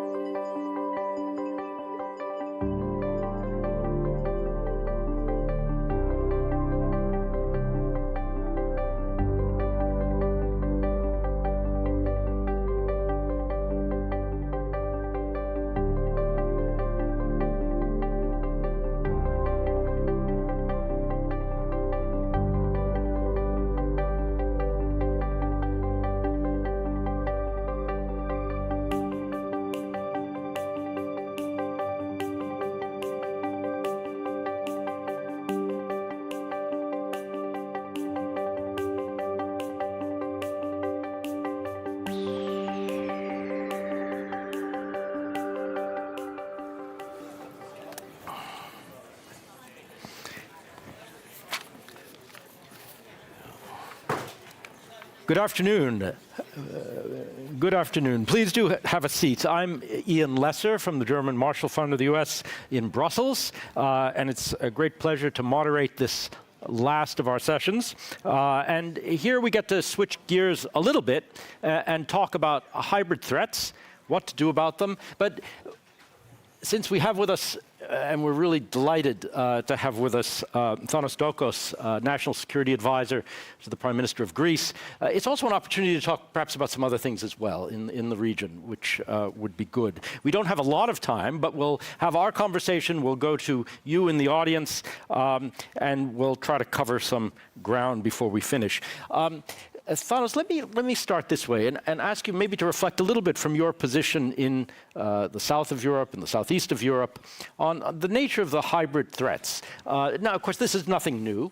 Hybrid threats are a very old phenomenon, but it's taken on a new character against the backdrop of a war in Europe, and the essence of it being this combination in different mixtures, perhaps, of conventional warfare, irregular warfare, political interference, malign finance, interference with infrastructure. Almost anything you can name, frankly, can fit into this box of hybrid warfare. But anyway, from your background and also from your current position, maybe reflect a little bit on how you see it from Athens. Thórdís, thanks so much for being with us. No, thank you for the invitation. It's a pleasure to be here. And Ian and I have known each other for a long time. And without implying that we are dinosaurs, I think we both remember the late Cold War days where all we had to worry about is counting missiles and main battle tanks in the context of the MBFR, which later became the CFE. Those were simpler days. Then we went through 20 years of post-Cold War era. Then we had to worry about asymmetric warfare and proliferation of weapons of mass destruction. And then after 9/11, jihadist terrorism. And then for the past, let's say, 10 years, it's a bit more of the same. We have to worry about systemic competition in the nuclear and conventional weapons. We have a major war in Europe. And on top of all of that, we have a number of new threats of a non-military nature, but you have with the revolution in computers, we have now social media, misinformation, disinformation. I understand that you can use a commercial software to produce some deep fake news, presenting each one of us as saying or doing almost all kinds of things. Plus economic warfare.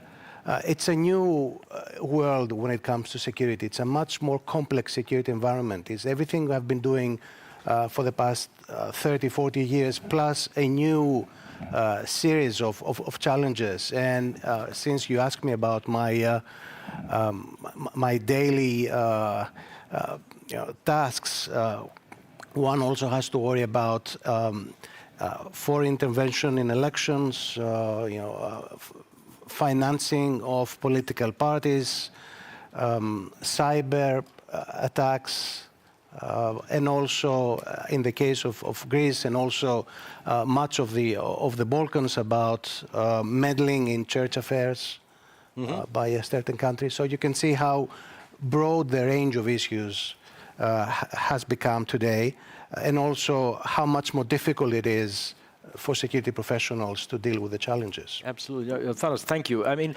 Greece is an archipelago, among other things, and you have a lot of complicated infrastructure. You're not the only one worldwide that has this, but whether you're talking about transmission lines for energy or fiber optic cables or all sorts of other things, and these systems, this infrastructure is growing, and the potential for attack on it is growing.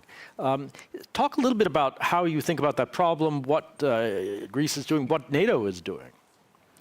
Well, in the discussion yesterday in the Council, the Norwegian Prime Minister reminded us that he and the German Chancellor were the authors of this new suggestion for NATO to take over and look very closely at how we can increase our resilience, because truly one looks at the Atlantic region, the Mediterranean region. We are, all of us, too vulnerable, too exposed to interference when it comes to energy interconnectors, communications. It's a new threat, and the destruction of Nord Stream was a reminder of how easy it is at the end of the day for someone to cause problems in our underwater infrastructure. So I think protecting it, but most importantly, building resilience should be a major priority for all of us. And also the very difficult problem of actually ascribing blame, of understanding who the culprit is, and therefore thinking through how you deter it. Well, one can try naming and shaming. It might work to an extent, but I'm not too optimistic. Then having evidence to bring that to a court of law will be very difficult, especially in the cyber sphere, but also in other hybrid threats. I suppose cyber forensics will be an area where we need to devote more resources. But it's going to be a major challenge to identify the culprit and then respond. Absolutely. Thórdís, let's, if I could, just to take advantage of your being here, we've obviously in this conversation over the last days had a lot of focus on the East, and this is totally understandable. But as we understand it, the new regional defense plans have been adopted at NATO include a southern dimension. There is a Mediterranean piece to this. And maybe you could just say a little bit about, A, how you see some of these risks in the Mediterranean, but also how NATO can respond to those. Well, to an extent, I'm almost jealous of the eastern flank. Well, not really, but the threat is clear. And how you respond to that, how NATO is responding to that, is also pretty much straightforward. That's not the case in the south. You don't have a clear military threat, but you have a set of challenges. You have failed and fragile states, population dynamics and population movements, climate change, and so on and so forth. So how to respond to that, whether the organization is NATO or the EU, or even better, both of them, it's becoming difficult. All the southern members have been asking NATO to remain present and active in the southern flank. Of course, what exactly are we asking NATO to do is a more difficult question to answer. It does have an added value, and as in almost every other region, geographic region, and it needs to coordinate its efforts with the EU. But what exactly NATO needs to do in the south, it's a discussion, as you know, that has been taking place for too long. No concrete answers, but definitely a very complex security environment in the south without easy and straightforward answers on how to deal with the problems. And in fact, I'd be interested if you agree. I mean, there is a nexus between South and East in this sense, because Russia is also present as an actor, not in your neighborhood as well, in the Levant, in North Africa, operating in a hybrid mode, I would say, which could slip into something more kinetic. Russia has been an influence in the south, increasingly so in the last couple of years. Perhaps as a diversion or as a means to put pressure on the allies in that region. It's not the only malign influence. You have the likes of, someone mentioned this morning that China is a challenge and we need to prevent it from becoming a threat. But China is very much present in the south, as are other countries. So yes, there are links and similarities between East and South. There are common sources of concern. I'm conscious of our time, and I do want to make sure that we can bring in all of you. We also have one online question, which perhaps I could start with, and then I want to come back to you at the end with another question on a slightly different topic. But we have a question online. Is NATO considering to amend its articles, I suppose it references to Article 5, to match modern warfare methods because now these are outdated? Well, that's so a would a tough, cyber attack be considered an Article 5 contingency? Yeah, that's a very tough question. And this is, I think, a can of worms we don't really want to open, because revising Article 5 is one of the fundamental pillars of NATO. Revising it would be a very difficult question. So I don't see that coming anytime soon. Although I understand the logic. Now, it's not only conventional threats. Now we're faced with a much broader set of challenges. So how do we deal with that, and how we deter such threats? No easy questions. No easy answers to that difficult question. Okay, let me go to the audience. If you have a question, please get my attention. And the gentleman right there in the back, do tell us who you are and where you're from, even though I know. Thank you, Ian. I'm Martin Canstien from the German Marshall Fund in Paris. Question regarding China, and perhaps if you could elaborate on the discussion within NATO on how we can tackle the security issues related to China's growing economic influence, and perhaps more specifically in the case of Greece. What lessons have you learned from Chinese investment in Greece, and what kind of security challenges that you've faced over the past few years? Thank you.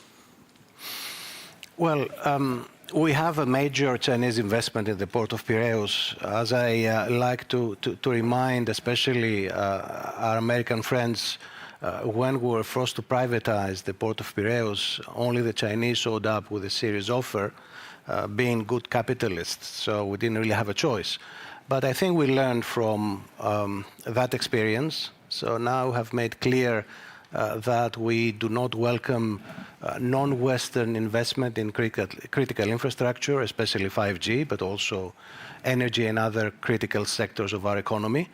And I must say, the Chinese have been, they accepted that without too much noise. So I'm not sure that Greece is your average country when it comes to relations with China. But you know, I think that clear explanations do facilitate a good relationship with a country like China. Okay. I think we have time for one more before I have one of my own. So, looking out there. Yes, please, do just take the mic.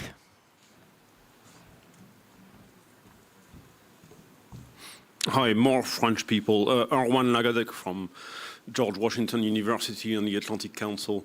In terms of the response to hybrid threats, it's usually said that societal resilience is the best way to ensure deterrence by denial.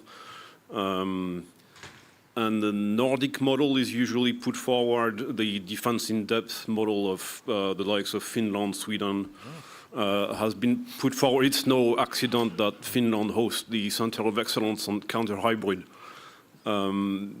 We've discussed throughout these past 2 days the implications of enlargement to Finland and Sweden in some detail, but I don't think that this question has come up yet of whether part of the silver lining of the accession of Sweden and Finland is it's now getting way easier, including at EU-NATO level, now that there's this overlap in membership for the rest of the allies to pick a page from how the Nordics and to some extent the Baltics confront hybrid threats through whole society resilience. Thanks. Okay, no, thank you very much. So hardening society, resilience, others models, relevance to you?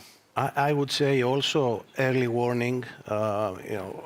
It's easy to miss a hybrid attack, considering that this is an isolated event. So I think we need a raising awareness, especially among professionals, but also among the public, adapting a whole-of-government approach so that we understand that something bigger is happening, but also sharing best practices and experience is very important. Both we have allies that have had difficult experiences in the past, and we can learn from them. But also at the level of the alliance, NATO is learning, the EU is learning. We have the Helsinki Center for Hybrid Threats.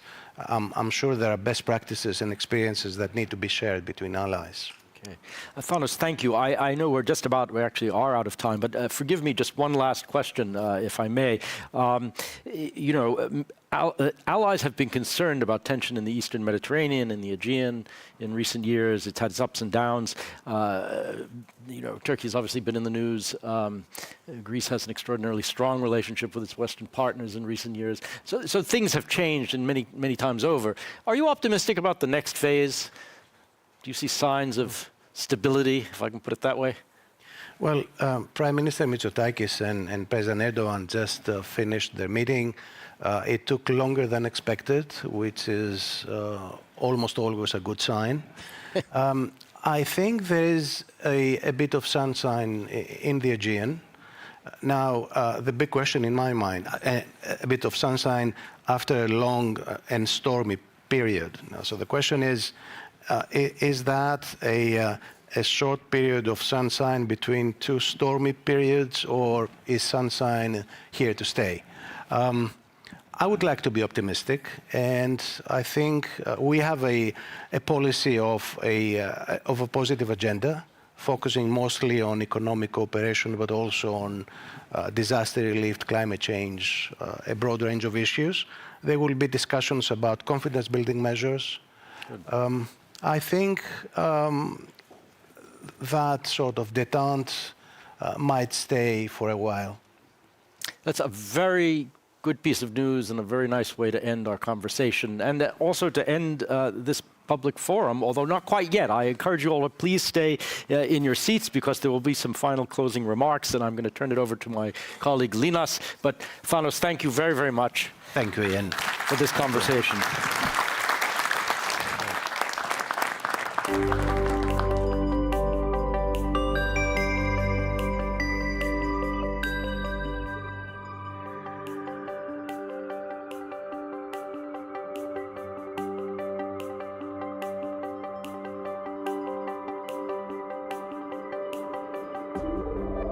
Colleagues and friends, Mike, is the mic? Thank you so much.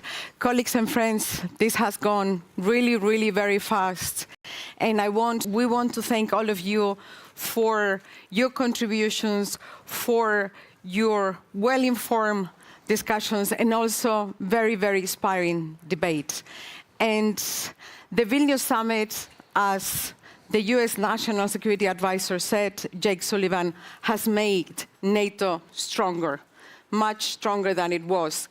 And many important decisions, as we were telling you yesterday, have been taken, also with a little bit of drama, but we are a consensus organization, 31, soon 32 nations, and therefore to achieve consensus is not easy, but we always agree on the core issues related to our shared security. So we are coming out of this summit with an unprecedented package that fortifies our deterrence and defense to protect the 1 billion people living in NATO countries.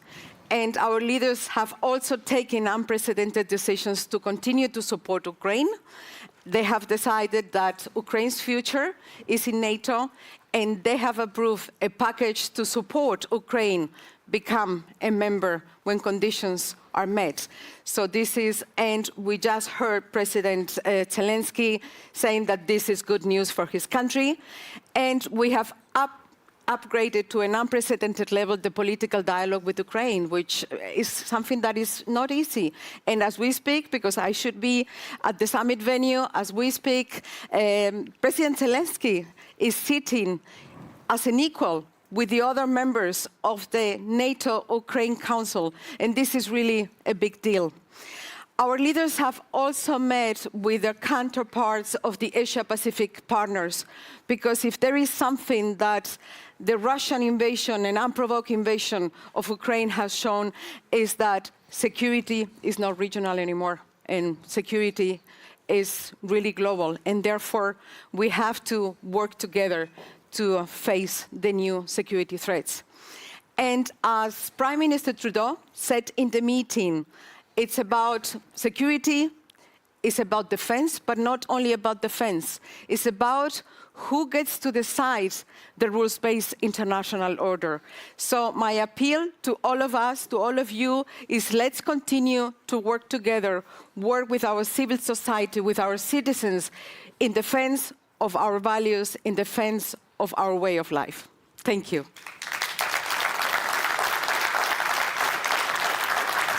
Well, Carmen, thanks a lot. Thanks a lot. It was an honor and a privilege for all of us to be here.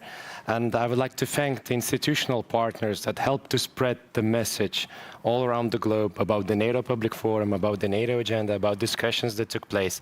And a lot of quotes were certainly sent from this room to the global audiences, which I think is the main purpose of this event, to spread the message and get people acquainted with what NATO does. I would also like to thank everyone that kept this room clean, sometimes a little bit too cold, sometimes maybe a little bit too warm, but that's minor issues. All the staff that worked on this public forum for weeks, actually more than a year as well, we can use the data as well.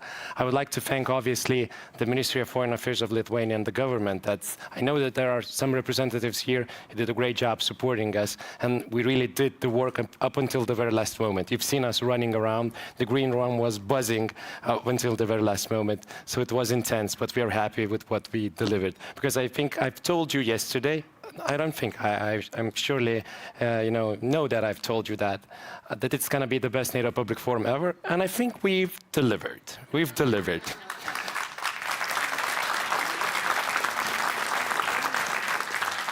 But that would have been impossible without our partners that are here on the screen. So I would like to invite the heads of the Atlantic Council, German Marshall Fund, and the Munich Security Conference, as well as Nicola from the PDD, just to join us on stage. And we would like to thank them for their partnership, because obviously the consortium is what makes this work.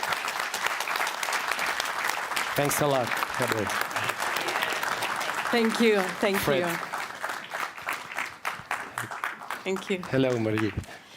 And Linas, I would like to conclude by saying thank you for your personal commitment. Yes. You have been working day and night, and so thank you for all of that. And of course, thank you also for... This is not me receiving the applause. It's your team. This is my team. I'm just an image of my team, which is spread out all around the room. So a big round of applause for my team. And also, yeah. And now, a big round of applause for our great public diplomacy team in NATO. And we are very lucky. I'm very, very honored to have here with us our incoming Assistant Secretary General for Public Diplomacy, Marido Habesancelon. And certainly, last but not least, the people that worked with cameras, with microphones, and with all the other production stuff. They did a wonderful job.